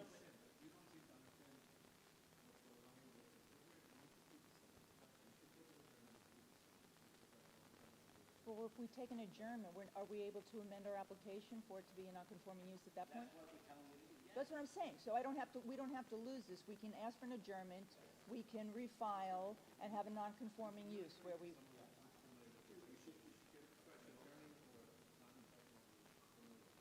Well, we have, and I have. I don't.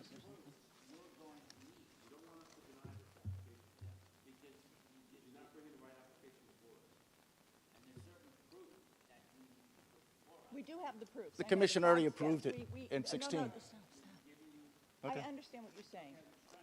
Okay. No, we appreciate your advice, and we appreciate getting an adjournment. We'll reapply for a non-conforming use and come forth with the proof of whatever the 5 pillars are that need to be met. Is there anyone else who'd like to be heard in this application? Can I ask about the awning, the overhang that's on there? Or? No, we're going to adjourn the whole application. Well,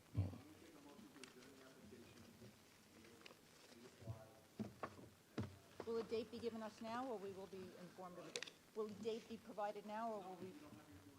Okay. would you like all the permits from commissioners and things?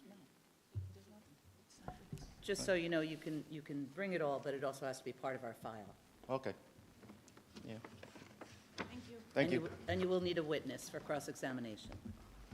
The witness for what now? For the non-conforming use. Testify to the history.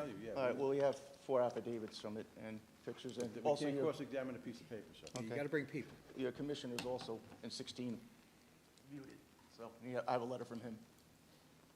Speak to a professional. Your commissioner's not a professional? Okay. Thank you very much. Adjournments for an open adjournment. Yeah, who's, you? Put me in, I'll second Billy. Okay.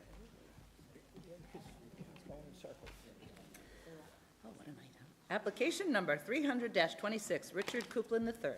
Permission to erect 2-story dwelling on lot having effective lot area of 4,114 square feet instead of permitted 7,500 square feet, and lot width of 70 feet instead of required 75 feet throughout, leaving arterial highway setback of 22 feet instead of required 100 feet, an effective floor area ratio of 41.8% instead of permitted 25%. Residence B District, north side of Garden Street, 100 feet west of Spruce Avenue, through lot to Sunrise Highway, West Islip. Good evening, Mr. Chairman, members of the board. For Richard Copeland III, I'm Ryan Brown, Breslin and Brown PC, 44 Elm Street, Suite 5, Huntington, New York, 11743. Here tonight seeking relief to construct a single-family, two-story dwelling. It will require relief for lot area, lot width, arterial highway setback, and FAR. The call of the meeting lists an incorrect lot area, which is also going to affect the FAR. For some reason, there's a lot area on the call of around 4,100 square feet. The actual lot area is 6,670. That's not an error. It's a whole thing, believe me, but there's a reason they call it effective lot area. This is a whole section of code. I don't personally agree with it, but. The board itself recognized the lot area in 2000 as 6,600. I understand that.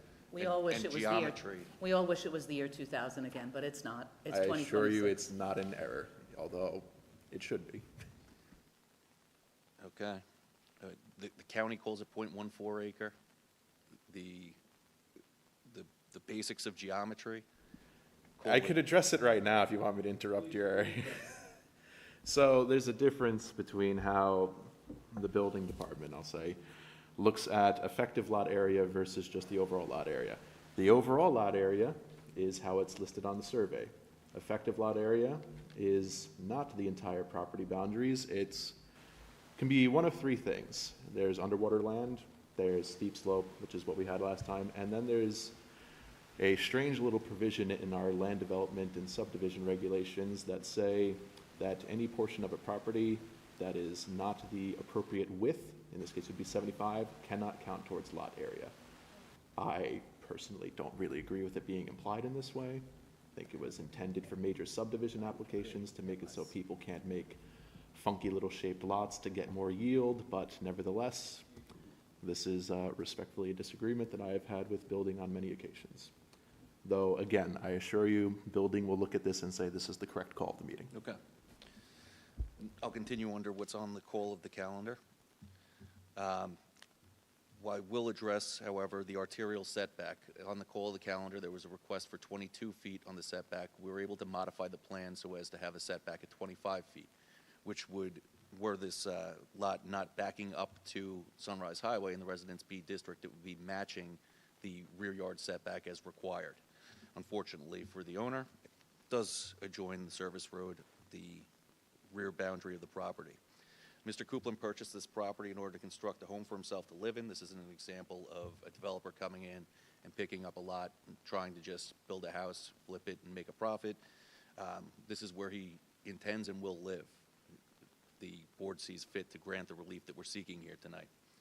He additionally walked the neighborhood, showing the plans of the home he intends to construct, and obtained signatures from 13 different homes supporting his application. I can hand that up to the board. It's not affidavit, it's just he walked around and received signatures from some of the surrounding properties. As I mentioned that the property was before the board in 2000, there was a denial. That application called for a much larger dwelling. That dwelling was, I believe, 1,080 square feet. Here we call for 910 square feet. That FAR, if we were taking the actual area, would have been 32 versus the 27 that we have here with the differences in the sizes. So it's a smaller home, and they also requested a 17-foot arterial setback as opposed to the 25 that we're requesting here tonight.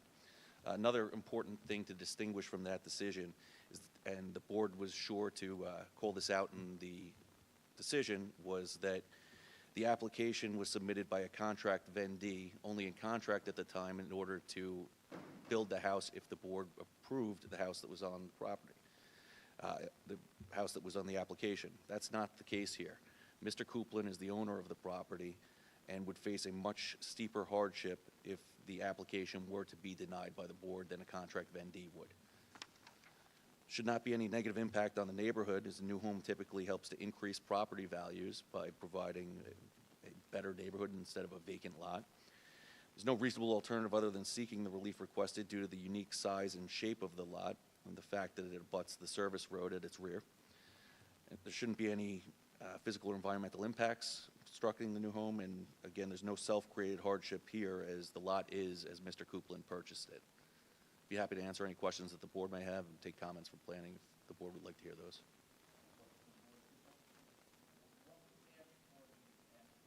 It's always been an empty lot.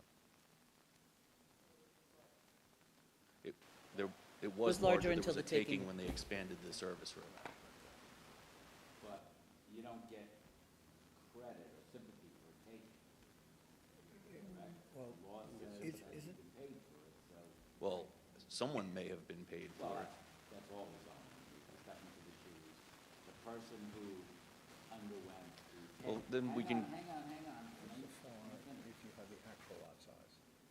That's the important question. It's As you know, 27%. zoning, you step into the shoes, and the person who was taken was paid for by the state.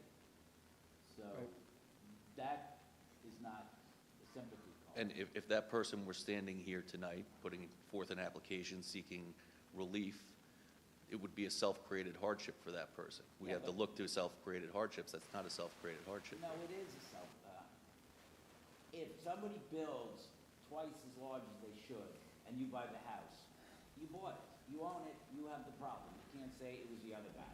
Then everybody would violate the town code, every which way they could, then quickly sell the house and said, blame the last guy. So that's not the law of zoning. Right off. You step into the shoes. You got his issues. I agree. He's got his argument.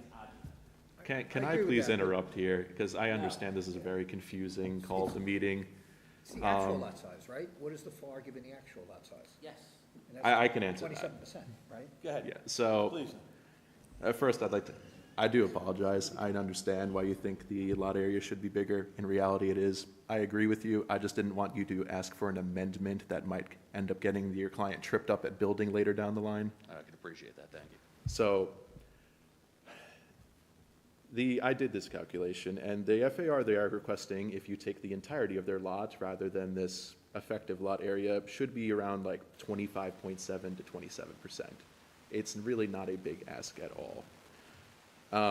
The lot area, as indicated by the surveyor, is 6,682. That's about, what is that? 800 feet? Yeah, about 800 feet less than what is required in Residence B. The lot width is substandard by 5 feet, 70 instead of 75. Yeah. The call of this meeting ends up looking really terrible because of the way that zoning has interpreted the effective lot area, which is why it's labeled effective lot area, not lot area, effective lot area 4,114, and effective FAR of 41.8% based on that lot area that they are doing. I certainly don't think so. I would consider this to be a request for approximately like 25.7% FAR on a lot that's of maybe like 600-700 feet substandard. The arterial highway setback obviously is significant, but there's a lot of houses with a very similar situation here. I don't know if it was addressed. I think in the call of the meeting it's 22. I would only ask that it be held to 25. Okay, well, thank you. I was focused on other things at the time. Anyone else like to be heard in this matter?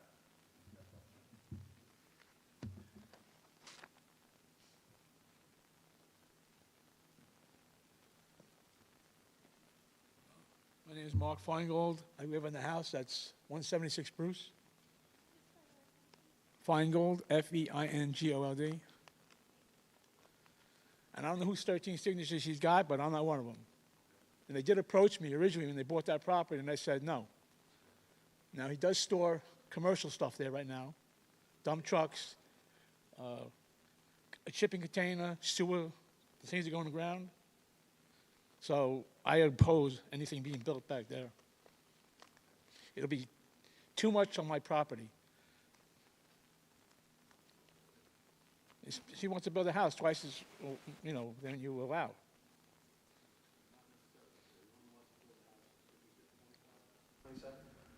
I calculated at 25.7. I think you said 27 is what you said? Yeah, 25.7 is what I calculated. I'm saying half the amount of, you say 7,500 square feet, right? So it's required? The lot is 6682, and the size of the house is And I know he's not gonna- 1,718. He already lives in Rocky Point. There's no way he's gonna live here. Or East Islip, whatever. He approached me once before. He wanted to buy a piece of my property so he could build a house, and I said no. You know, I don't think it's fair to me. I've been living here for 11 years, knowing that no one could build anything back there.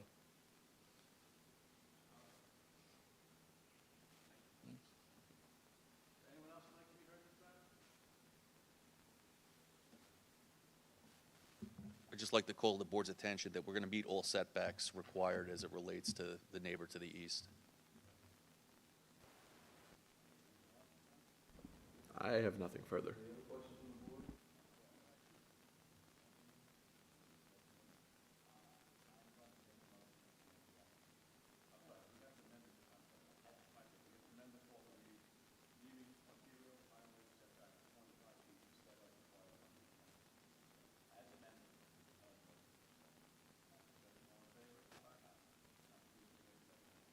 Thank you. Good night.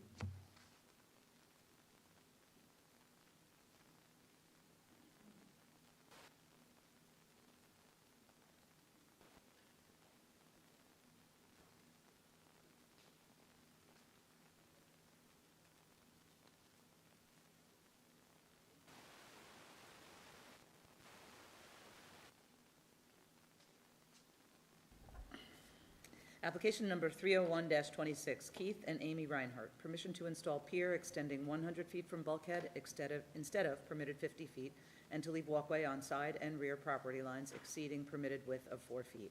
Residence AA District, south side of Shoal Drive, 219.63 feet west of Oak Neck Road, West Islip. Good evening, board members. I'm Donna Myers from Shore Solutions. I did the plans for the pier, and we respectfully request this appeal to seek relief from the town code for residential docks, which states that the standards for residential docks not exceed 50 feet in length or 25% of the width of the harbor area, and also to maintain 4 feet of boardwalk that is greater than 4 feet in width at the side rear property lines. Since the code limits mooring structures to 50 feet from the bulkhead, we're requesting relief from this code to install a 4-foot wide open pile pier that will extend 100 feet seaward from the bulkhead in order to clear the shallow waters and reach the navigable water. This will allow for proper function of the proposed boat lifts. The boat lifts will be on either side of the end of the pier. This is an additional 50 feet to town code to allow access to the boats on the boat lift. Can I ask you a question? Sure. The code allows 50 feet? Is that the code? Yes, that is the code, 50 feet or 25% of the width of the harbor area, whichever is less. Okay, and you want to double that? Yes, but I believe that code is more for floating docks in in a canal or a stationary. So it's not for floating docks. To be clear, I actually support this application, but it's not for floating docks. That would not be correct. Oh, okay. I thought they didn't want massive, I could structures. explain what the purpose of it was and why I don't think it's relevant, but. It looks like what they want is to go out to get to deeper water. Correct. But that's town property, they own the bay bottom, don't they? And that's navigable. We do, and we have, in order to address that, the applicant has to pay to the town a fee in order to use the public lands. But have we granted twice the amount to go out into it almost looks like. The Board of Appeals in the past has, usually in the Connecticut River, that's been relevant, where they have to get out to a space where you can raft the vessel. I haven't seen one of these. It's very uncommon, to be fair. Connecticut River is different than the bay. Yeah. Yes, it is, but it's for similar reasons. We're going to start letting everybody jut out into the bay further than, that's twice, what am I missing? Well, they can't do 50 feet and have a functional pier is the issue. So the purpose of the 50 feet restriction is twofold, really. The first one being, we obviously don't want people to be impeding others' navigation. I don't think that's a very big concern with the Great South Bay. Obviously, if it's this shallow here, nobody should be driving their boat there regardless, and the navigable channel's much further out in the Great South Bay. The second reason the town limits this is to avoid the situation where somebody has such a large dock that it kind of how should I say it, lends itself to then becoming a place where a bunch of people can all have their boats there. Maybe it ends up looking more like a marina rather than a residential dock. I'm not concerned about that either because the majority of this dock is not viable to actually dock a vessel. So I think it is, in their situation, this has been reviewed by the Army Corps of Engineers. They do have to go out this far in order to have any kind of dock that functions. I get it, but then what happens when somebody says, oh, I need to go out on 10 feet to get to navigable? I need to go out on 3 feet. I mean, where does it, it's twice. I don't understand the rationale. Generally, it would end wherever it is that they would need to go out to have a functional pier, so long as it is approved by the Army Corps of Engineers, the DEC, and the town. The house that I grew up in, you have to go out about, you got 150 feet Sure. to go out, so we could have done it? Not without asking for permission. No, but I think it's going to create, where everybody's going to want that, because everybody's going to want to dock their boat. And it's going to look like, you know, where those oil refineries where it's just way out into the water, not miles. Miles, I'm not. So if it's contingent on the Army Corps of Engineers saying it's going to require,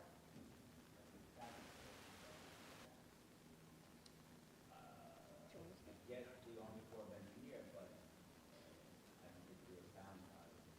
Oh, I get it, but I mean, when you say where does it go, maybe 150, the Army Corps of Engineers doesn't say the 150. Right. But just because they need it doesn't mean it has to be done. I get it. It's like, I don't know. I get it. You're right, it doesn't mean that you have to approve it. I'm just speaking, I happen to also wear the wetlands hat, so I am in charge of that for the town. I don't have an issue with this application, because to my mind, the purpose of that provision is, again, navigable water and to prevent too many vessels being docked, which I don't think is realistically a concern here. So I'm not concerned with the proposal. Precedent where people said, I need it because I have shallows and I go up 4.5 feet and I need to go out. If I could just say, I'm one of the applicants. It does depend on the vessel in question, but usually it would be somewhere between 3 feet or 4 feet below mean low water. I think in this case, they get out to like 3.5 feet below mean low water, if you can correct me on that. Okay, that's correct.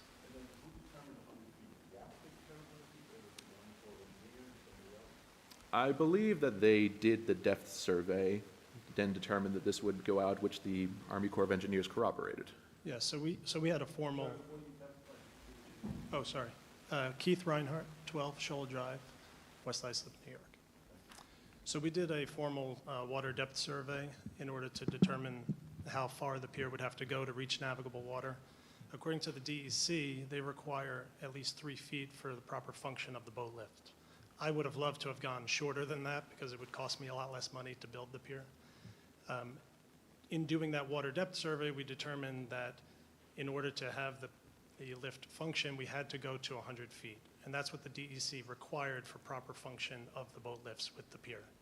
That was then, after multiple revisions, that's the length that the DEC settled on. So the DEC would not approve a shorter because it would be a dysfunctional lift and a dysfunctional pier, and it would disrupt the seabed, and so they required us to go to that length. There is already a 100-foot pier just west of the bridge that already exists and went through and got approval through the town without a variance in 2021, which Donna was the expediter for. That is And unfortunately correct. It did not come to the Board of Appeals. I think that was an error, but. So the precedent has been set already.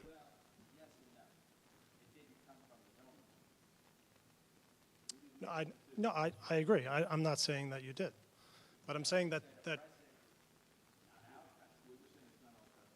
okay, yeah, I understand that. But there's already a pier there that's 100 feet in the same neighborhood. Well, there's only about 12 homes that are in that scenario, and the navigable water is over 3,000 feet away. So it's the only way for us to achieve boating capability at our home that's bayfront. And we've already gotten the approval of the DEC, the Army Corps, and the Department of State over the last 10 months. All three have approved it.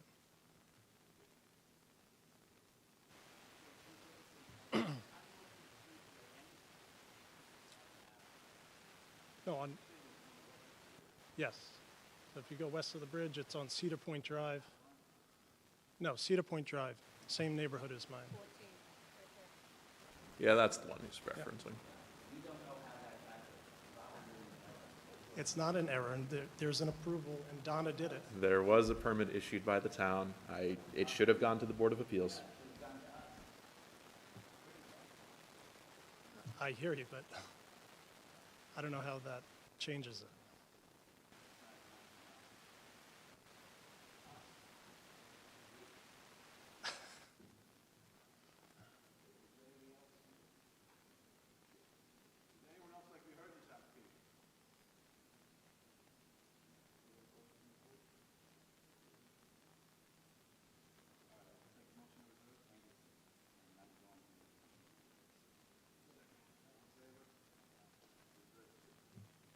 What does that mean?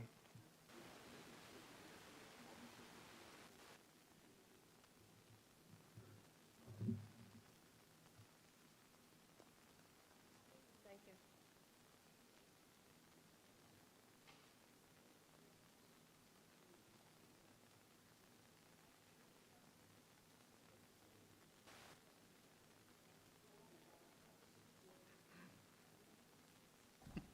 I'm gonna get him, we're gonna get him this week. We're getting it this. What happened? You're not supporting your vice chairman.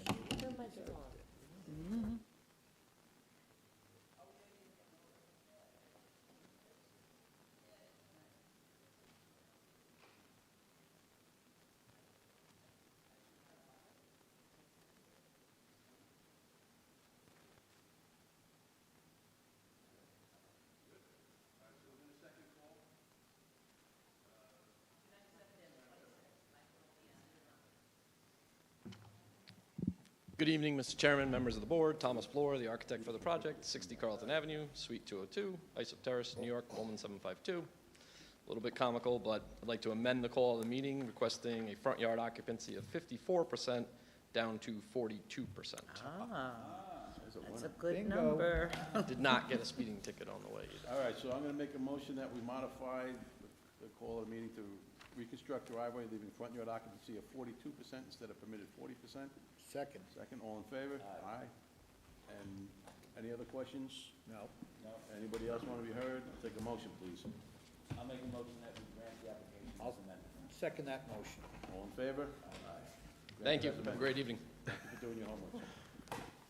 Did you really go all the way back to your office and get back? Pretty close, though. Application number 302-26, Norley Castaneda. Permission to exceed compensating excavation provision 68-442A-3C by proposing 220 cubic yards of surplus fill within the floodplain. Residence A District, south side of Wagstaff Lane, 245 feet west of Wagstaff Lane, West Islip. Good evening, board members. James Apka from Todd O'Connell Architects. Office is at 1200 Veterans Highway, Hopog, New York, 11788. I'm here tonight representing Norley Castaneda, 142 Wagstaff. The application in front of you tonight is for a cut-fill variance. Zapka, Z-A-P-K-A. The application in front of you is for a cut-fill variance of 220 cubic yards of fill. This house was actually previously in front of the board originally for a FAR variance, which was granted by this board. Unfortunately, during the planning process, after engineering, we found that we were in excess of fill, so we are now back in front of the board seeking relief for that fill on site. Along with me tonight, I have an associate from North Coast Civil Engineering who can answer any of your questions in regards to that actual application of the fill.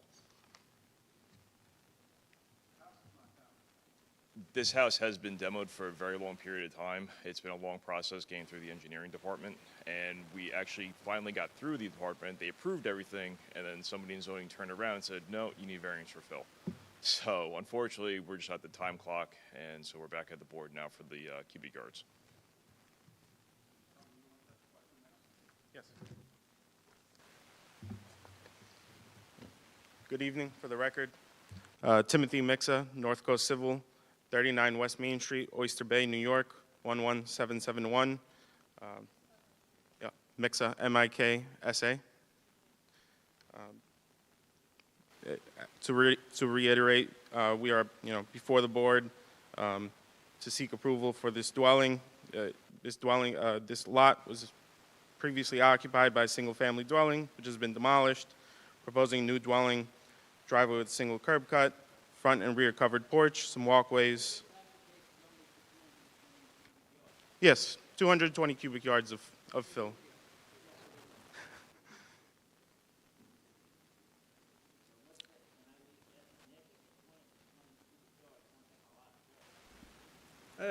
It is in theory. It's spread out across the entirety of the property. So, no, well, maybe to start with, and then they're going to move it around. But I just asked engineering, and they're in support of the application. Yeah, it's a very flat property. We're spreading out the fill across the property. Some areas it's only 3 inches. Others it's a little closer to a foot. It's not a significant amount of fill. It's spread across, almost a 20,000 square foot lot. We're doing it in order to meet the town's engineering requirements of groundwater separation. When we performed the test hole, groundwater was found to be at elevation 1. In order to propose drainage structures that meets the town's requirements, we have to raise the grade. It has actually already been approved, and this was just a slight. Okay. Yes.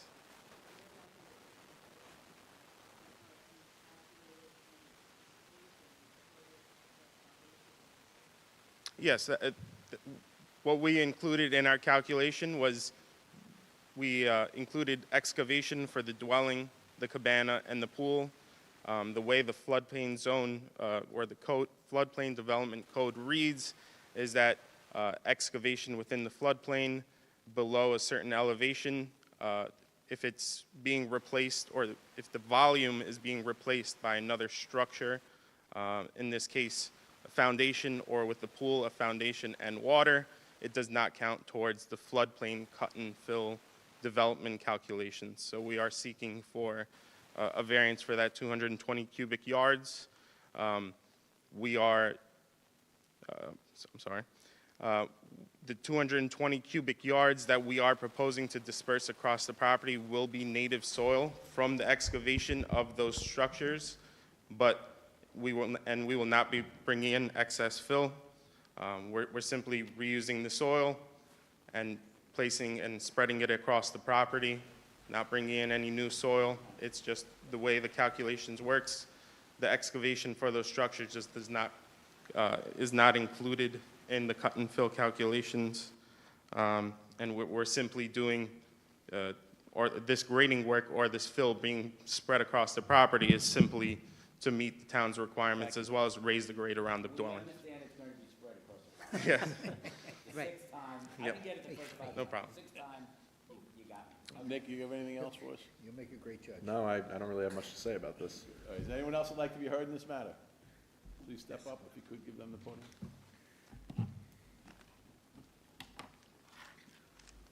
Tom Carucci, live at 139, right across the street from the property. My first question was, sure, Carucci. My first question was why they bring in so much fill, which I've heard a brief explanation on why. But who's going to monitor how much fill they bring in? Because they already started bringing fill in about 2 weeks ago. So who's going to monitor this 220 cubic feet or yards?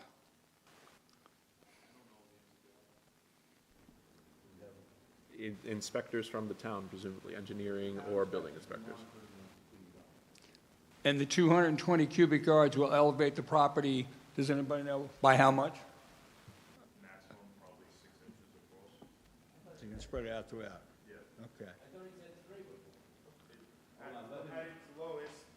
At its lowest, there's about a 3-inch increase, and at its greatest, at a certain point, it's about 13 inches, but an average would be closer to 5 to 6 inches.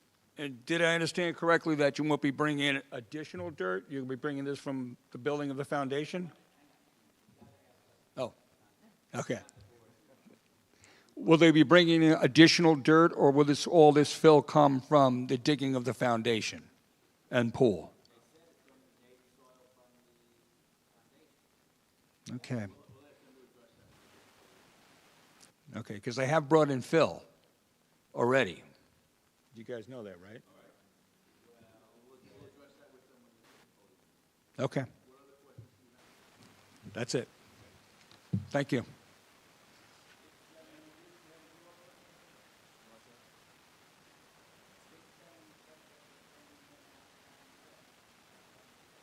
I can't speak to that. I don't have an answer for that. The only thing I can tell you is that the fill that we're asking, the 220 cubic yards, is from the excavation of the pool, the foundations, which will be spread across the site. I don't know of that fill. Okay, I could find.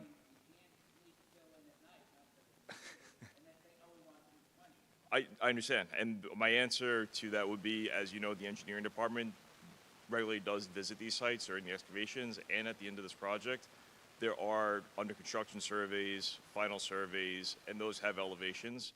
My experience with the engineering department has been if those elevations are off, they do make us correct that. So that would keep everything in line. I'm sorry, what? No. I had no knowledge of this fill that the gentleman was speaking about. I'm not aware of any ongoing current construction activities, so this is, I can't speak upon that as to what's gone on currently, or 2 weeks ago, or whenever it was brought in.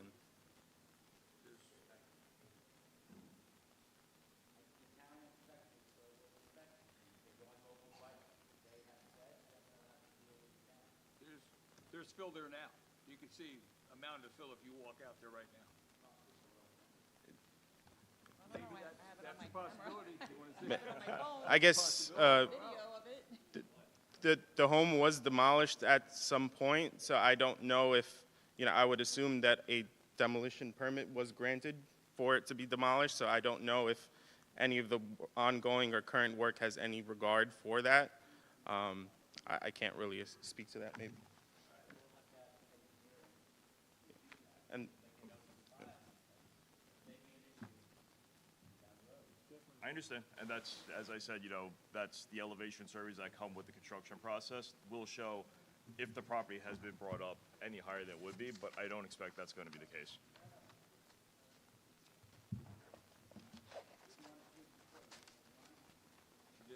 Hi, Patricia Carucci. I'm hearing impaired, so just to let you know, if you talk to me, I might not be able to hear you right away. The property does not look like that right now. The house has been demolished, so it's surrounded by a complete, gate fence. So who's ever coming there knows how to open it and knows how to drive a pickup truck filled with soil and dump it. It's not like somebody's driving by and just said, oh, there's a lot for me to drop off soil. And like my husband said, it's just who's going to watch if all of a sudden it just becomes more than what they're proposing. That's all. Thank you. Excuse me? Okay, they have an engineer that will come by and just look to make sure that, that's fine. That's great. We just want to make sure we don't get flooded and all those things are, okay, great, thank you.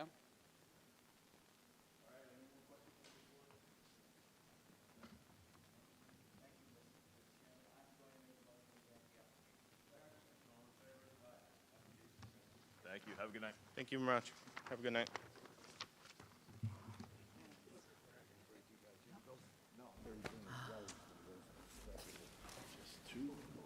Application number 303-26, Marvin L. Linder Associates LLC, BDG Sunvet LLC.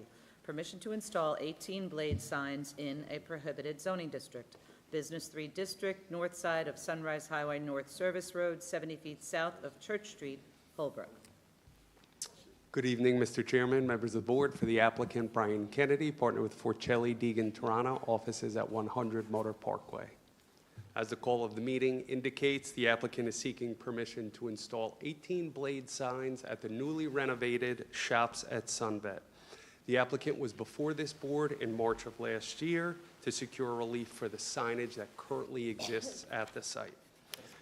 The current site operations are a vast improvement over what previously existed before this applicant took possession of the property.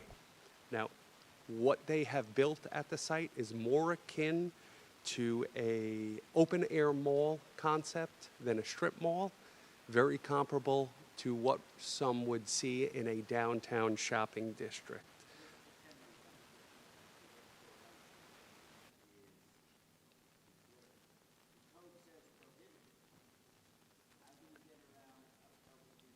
This board is impaneled to grant variances from things that are prohibited, and we are here asking for this board to take a look at the proposed project.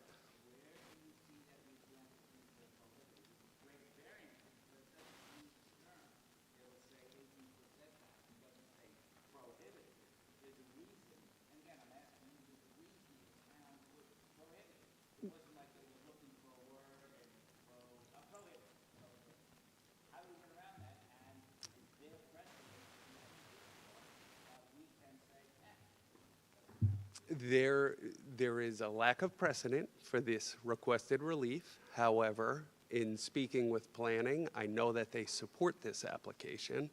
This site is akin to a downtown development where these blade signs are permitted. The signage that was submitted as part of this application is more similar to wayfinding signage, which is permitted, right?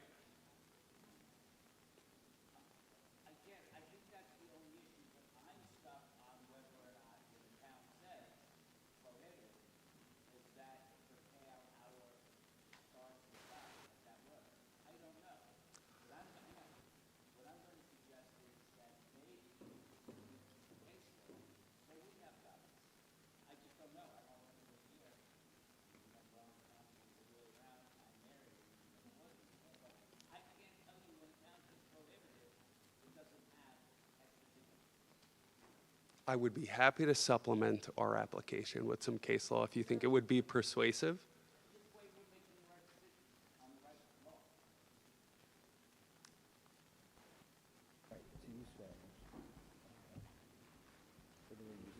Planning, what do you have for us?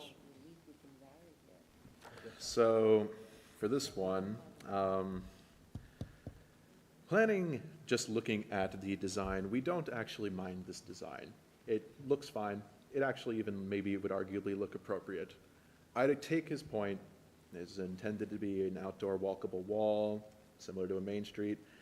With all that being said, I cannot, in good conscience, recommend the board grant what is akin to a use variance. It's not permitted in Business 3. I ran this by a great many people in planning. There's not currently any intentions to allow it to change the code to allow it in Business 3. So I don't really see how we get around that without a potential future code amendment. I don't think this is the appropriate venue to try to get this sort of thing. And it's, Nick and I have had several conversations. He's been consistent with that.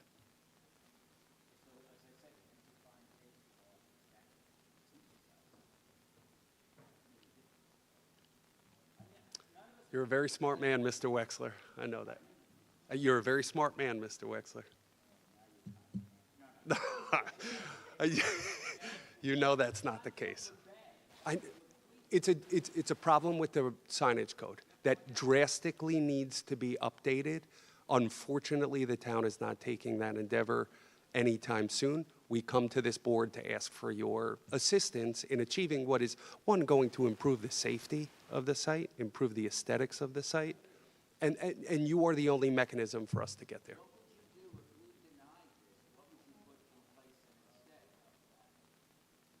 There is nothing that we can put in place that's comparable. Well, they have a lot of signs as it is, but nothing that's comparable, I guess, sure. It's not No, visible we don't think from it's the street. offensive in this particular instance. You don't follow that.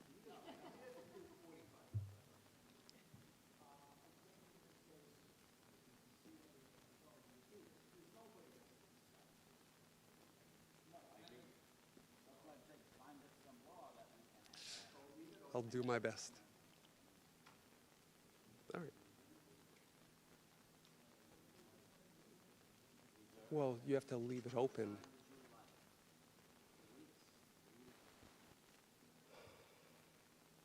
Two weeks is fine.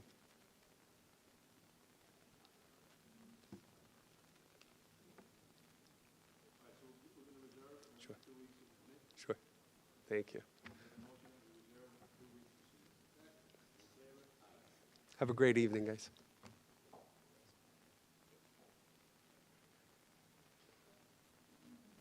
Yeah, well, first sign of snow.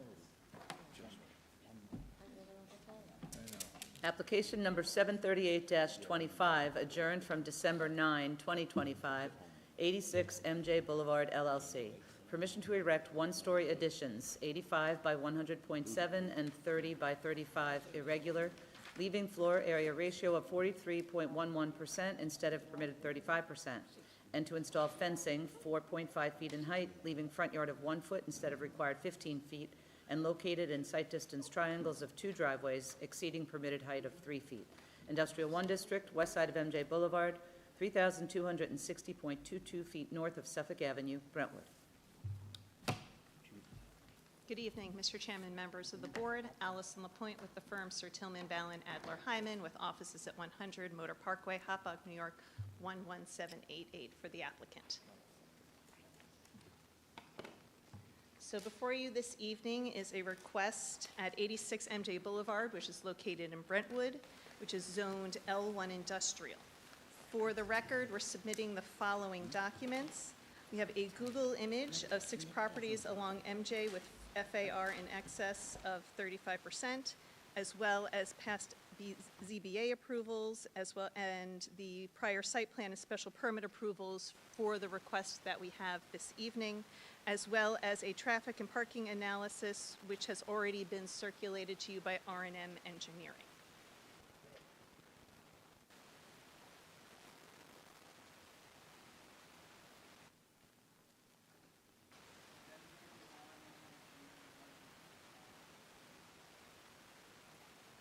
We are prepared to have someone from, Wayne Muller from R&M Engineering to testify if you have any questions. We brought M. R ditched us, so we'll go with M.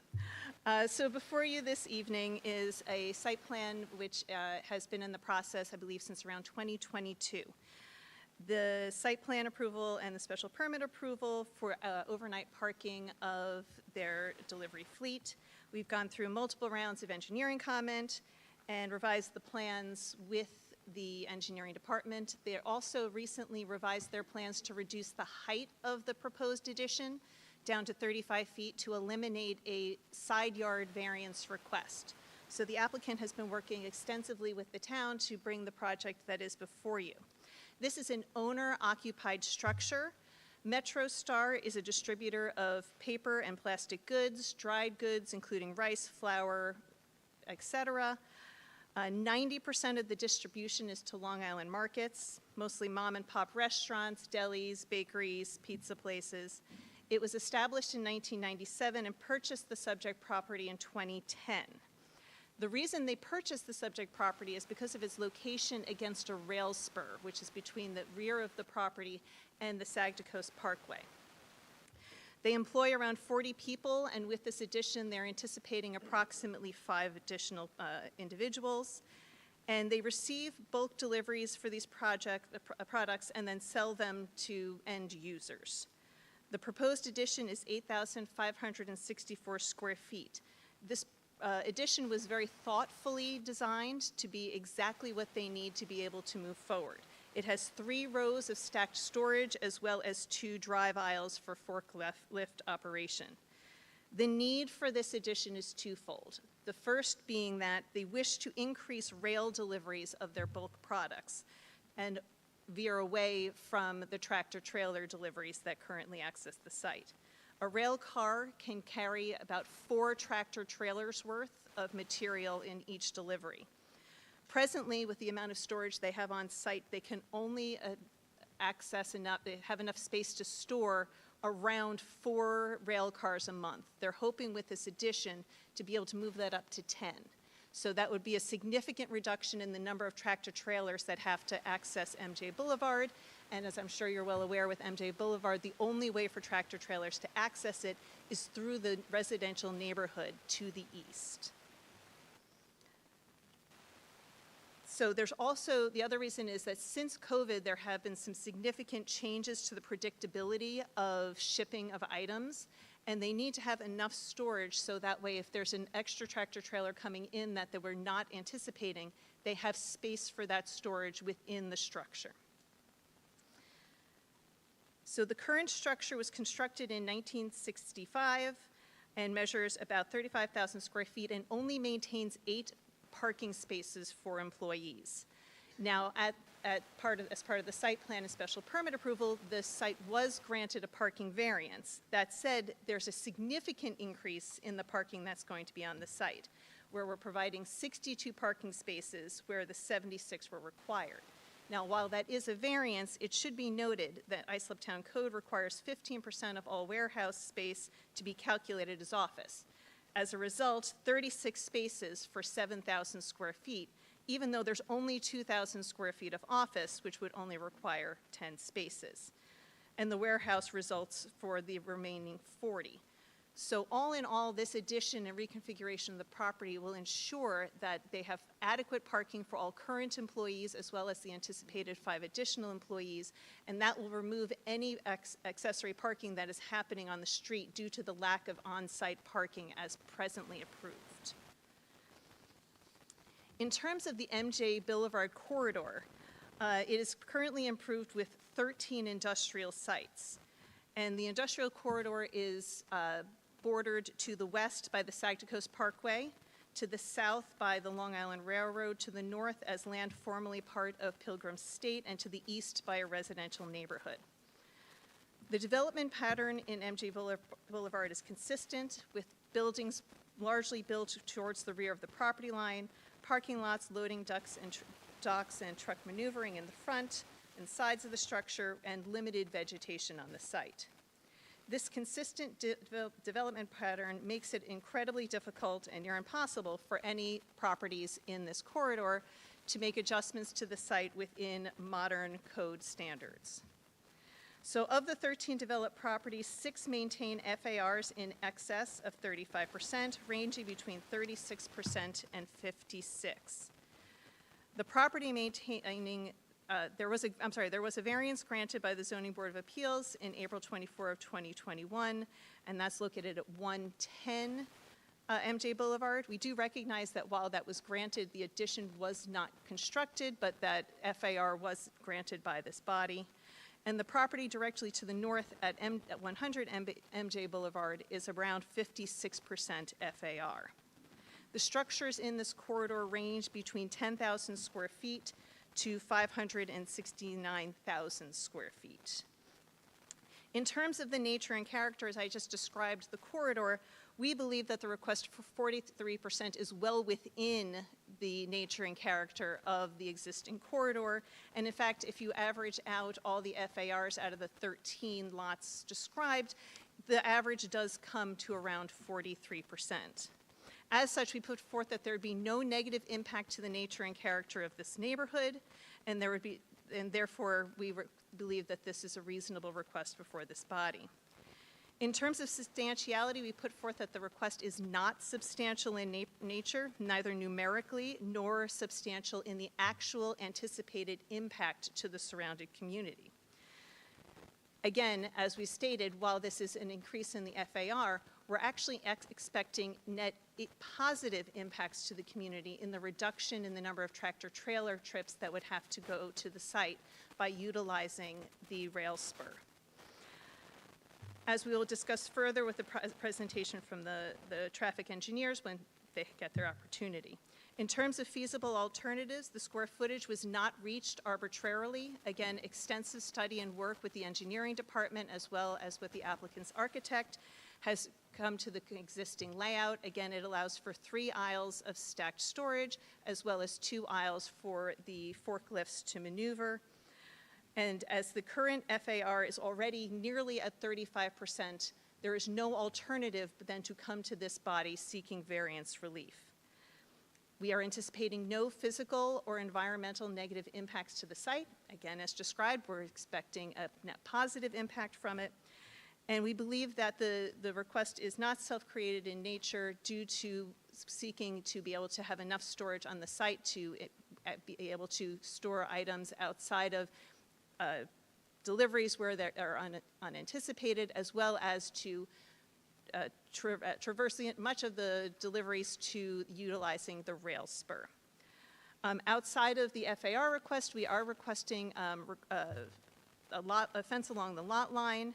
We have no concerns in terms of line of sight, as that from the lot line to the curb is an additional 8.5 feet, as well as the traffic along MJ Boulevard is largely just local traffic of other employees on the site and other deliveries for the boulevard.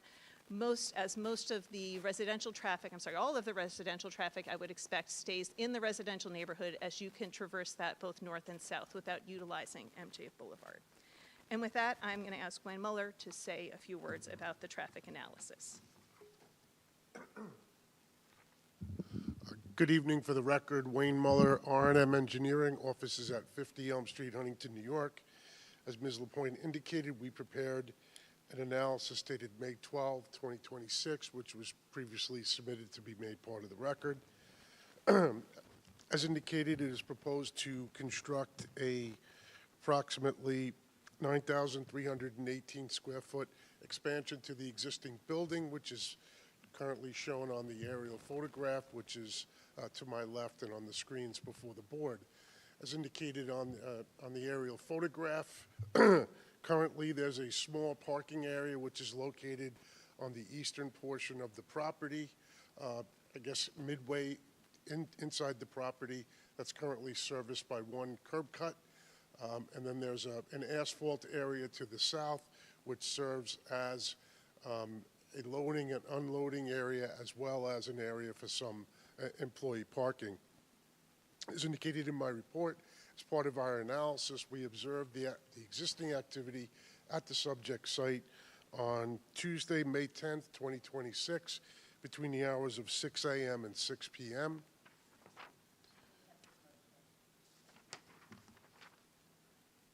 March 10th. March, I'm sorry. I'm going blind. And we summarized the results of those observations in tables 1 and 2 of our report. If I could refer the board's attention to table 2, in which we summarize the parking observations. The maximum number of vehicles that we saw associated parked with the subject property was 24. And that included 15 on-site vehicles, in which 8 were parked in the lot. That's in front of, on the eastern side of the building, 7 in that southern area, and then we observed 10 vehicles that were parked on street. If you could put the site plan up on the board, that would be pretty helpful, please. No? Why not? Sorry, what? The site plan on the, no?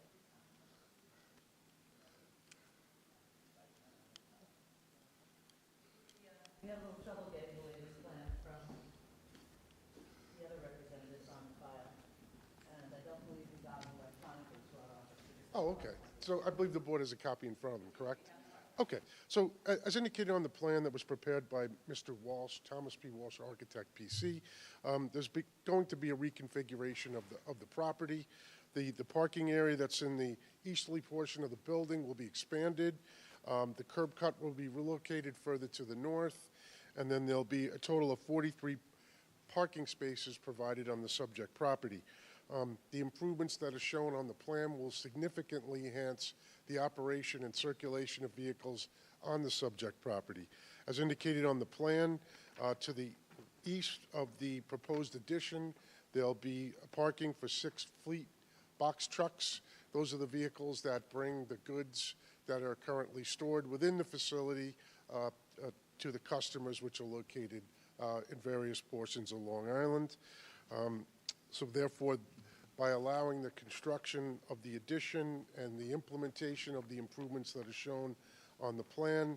There'll be a significant improvement to the overall operation of the area, in so much as that the vehicles that are currently parked illegally on MJ Boulevard will now be able to be fully relocated onto the subject property and therefore eliminated from the roadway.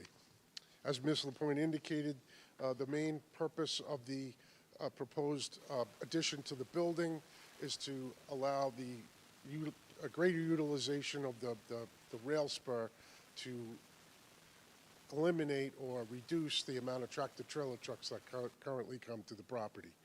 As indicated, it's the applicant's intention to increase the number of rail deliveries to approximately 10 per month, and that would eliminate a significant amount of truck traffic from the area roadways.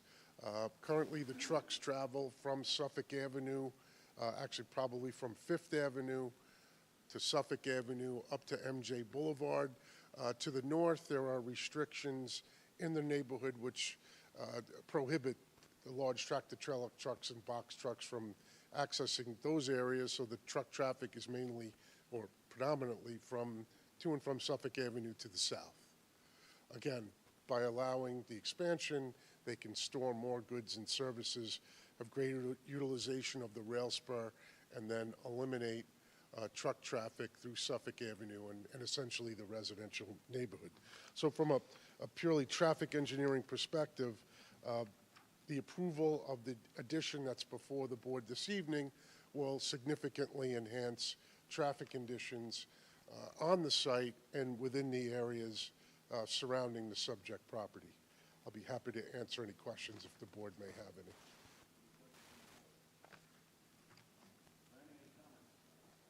I actually have some questions, if you don't mind. To start with, speaking on the matter of the increase in the use of the rail spur as opposed to tractor trailers. Yes. Could you go into that a bit more, how much tractor trailer traffic is currently generated and how much is proposed? So again, as previously stated, each rail car can hold 4 tractor trailers worth of product.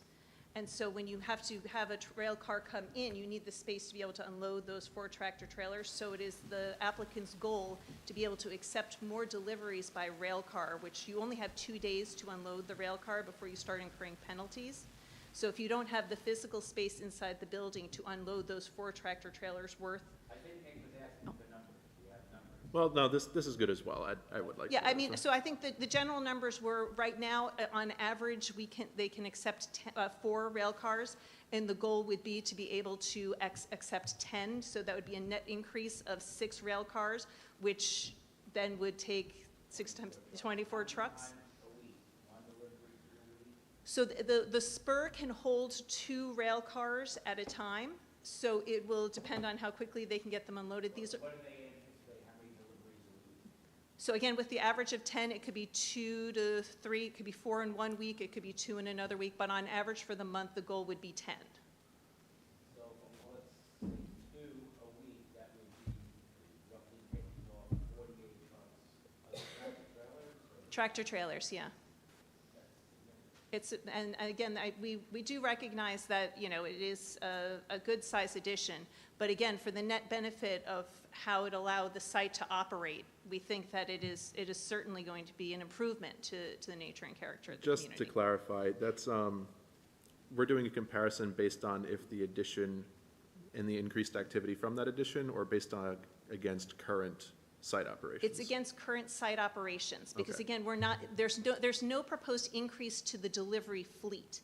The only purpose is that you have to have so much more square footage to house these larger deliveries that come in.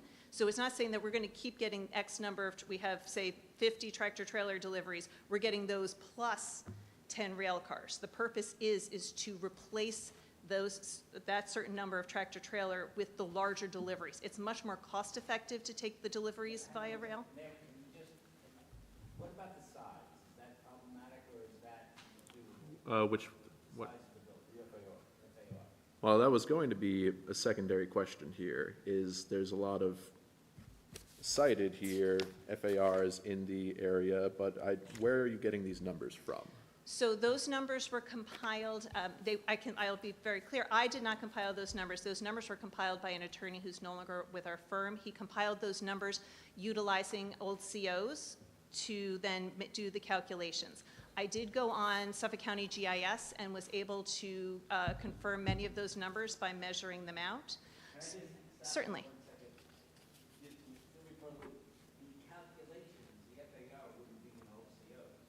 Well, based upon you're right, the FAR would not be listed on an OCO, but you'd be able to know what the square footage of the building was based off of on many of them.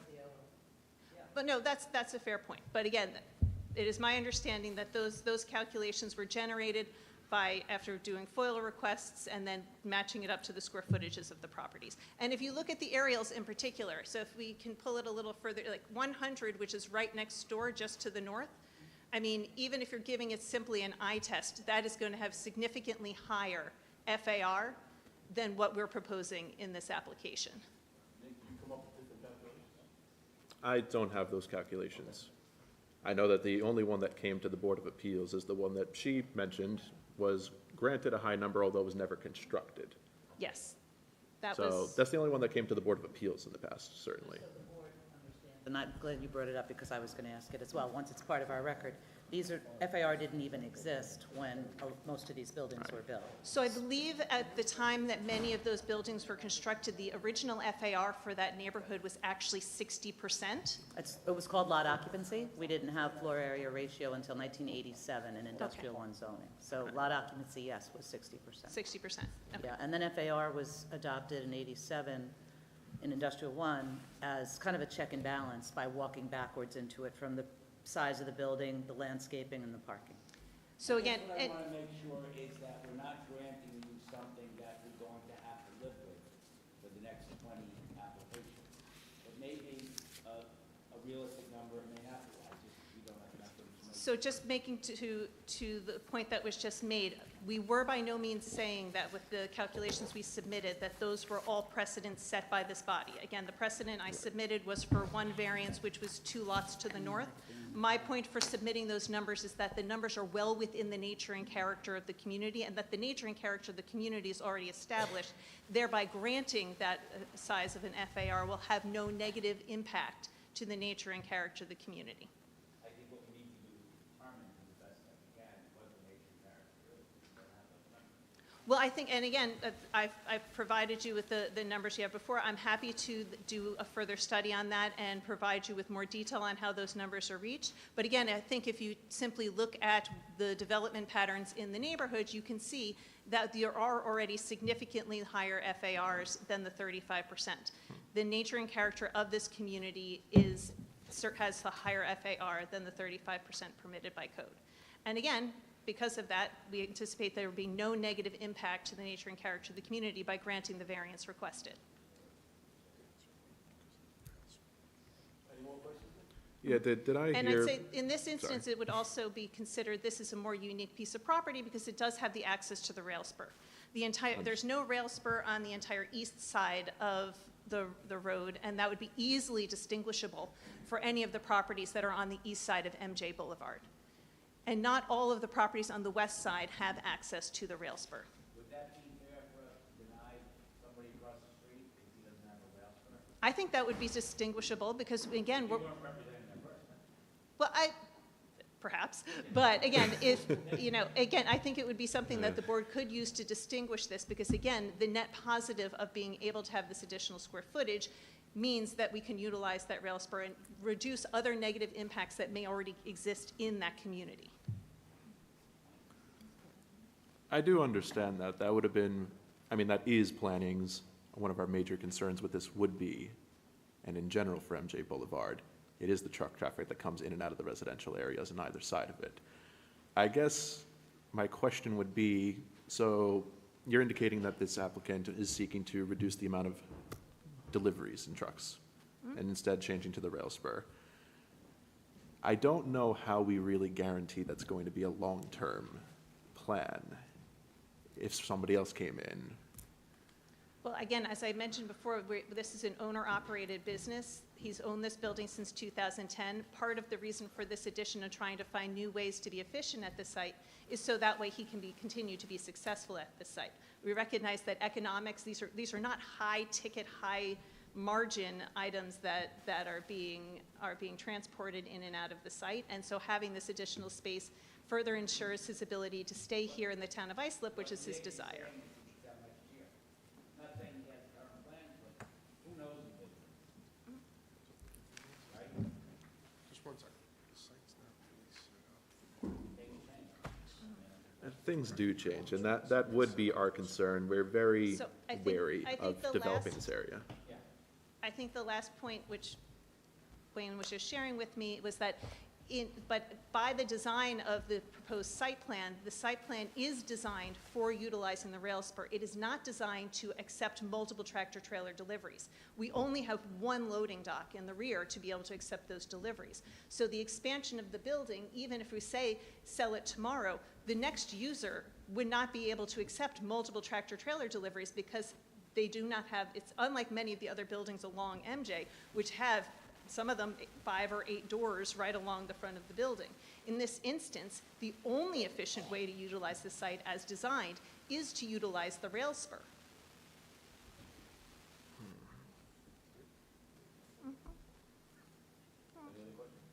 No, I have no further questions. It's definitely a lot to consider. Like I was saying, planning is very wary of any further development along MJ Boulevard because we understand that currently there's a lot of tractor-trailer traffic going through the adjacent residential neighborhood. It's the only way to get here by road. Certainly, increasing that to be on the rail spur as opposed to tractor-trailer would be a mitigating factor on that, although, again, I understand that there's more people coming, other people would like to develop, so I think if there were to be a grant here, and I'm not saying I would support that, but if there were to be, I think it would have to be pretty well defined that it would be based on any mitigating factors like that, because we don't want to see this place get developed, MJ Boulevard being more generally.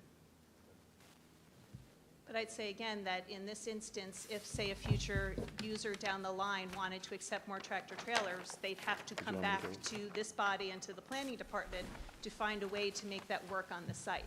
Again, as designed, it is not designed to increase tractor-trailer utilization of the site, and again, we put forth that it will be a net improvement to not only the access of tractor-trailers through that neighborhood, but again, for the MJ Boulevard corridor altogether, because again, now we'll have proper parking for all vehicles on site. It will be a significant improvement to the corridor.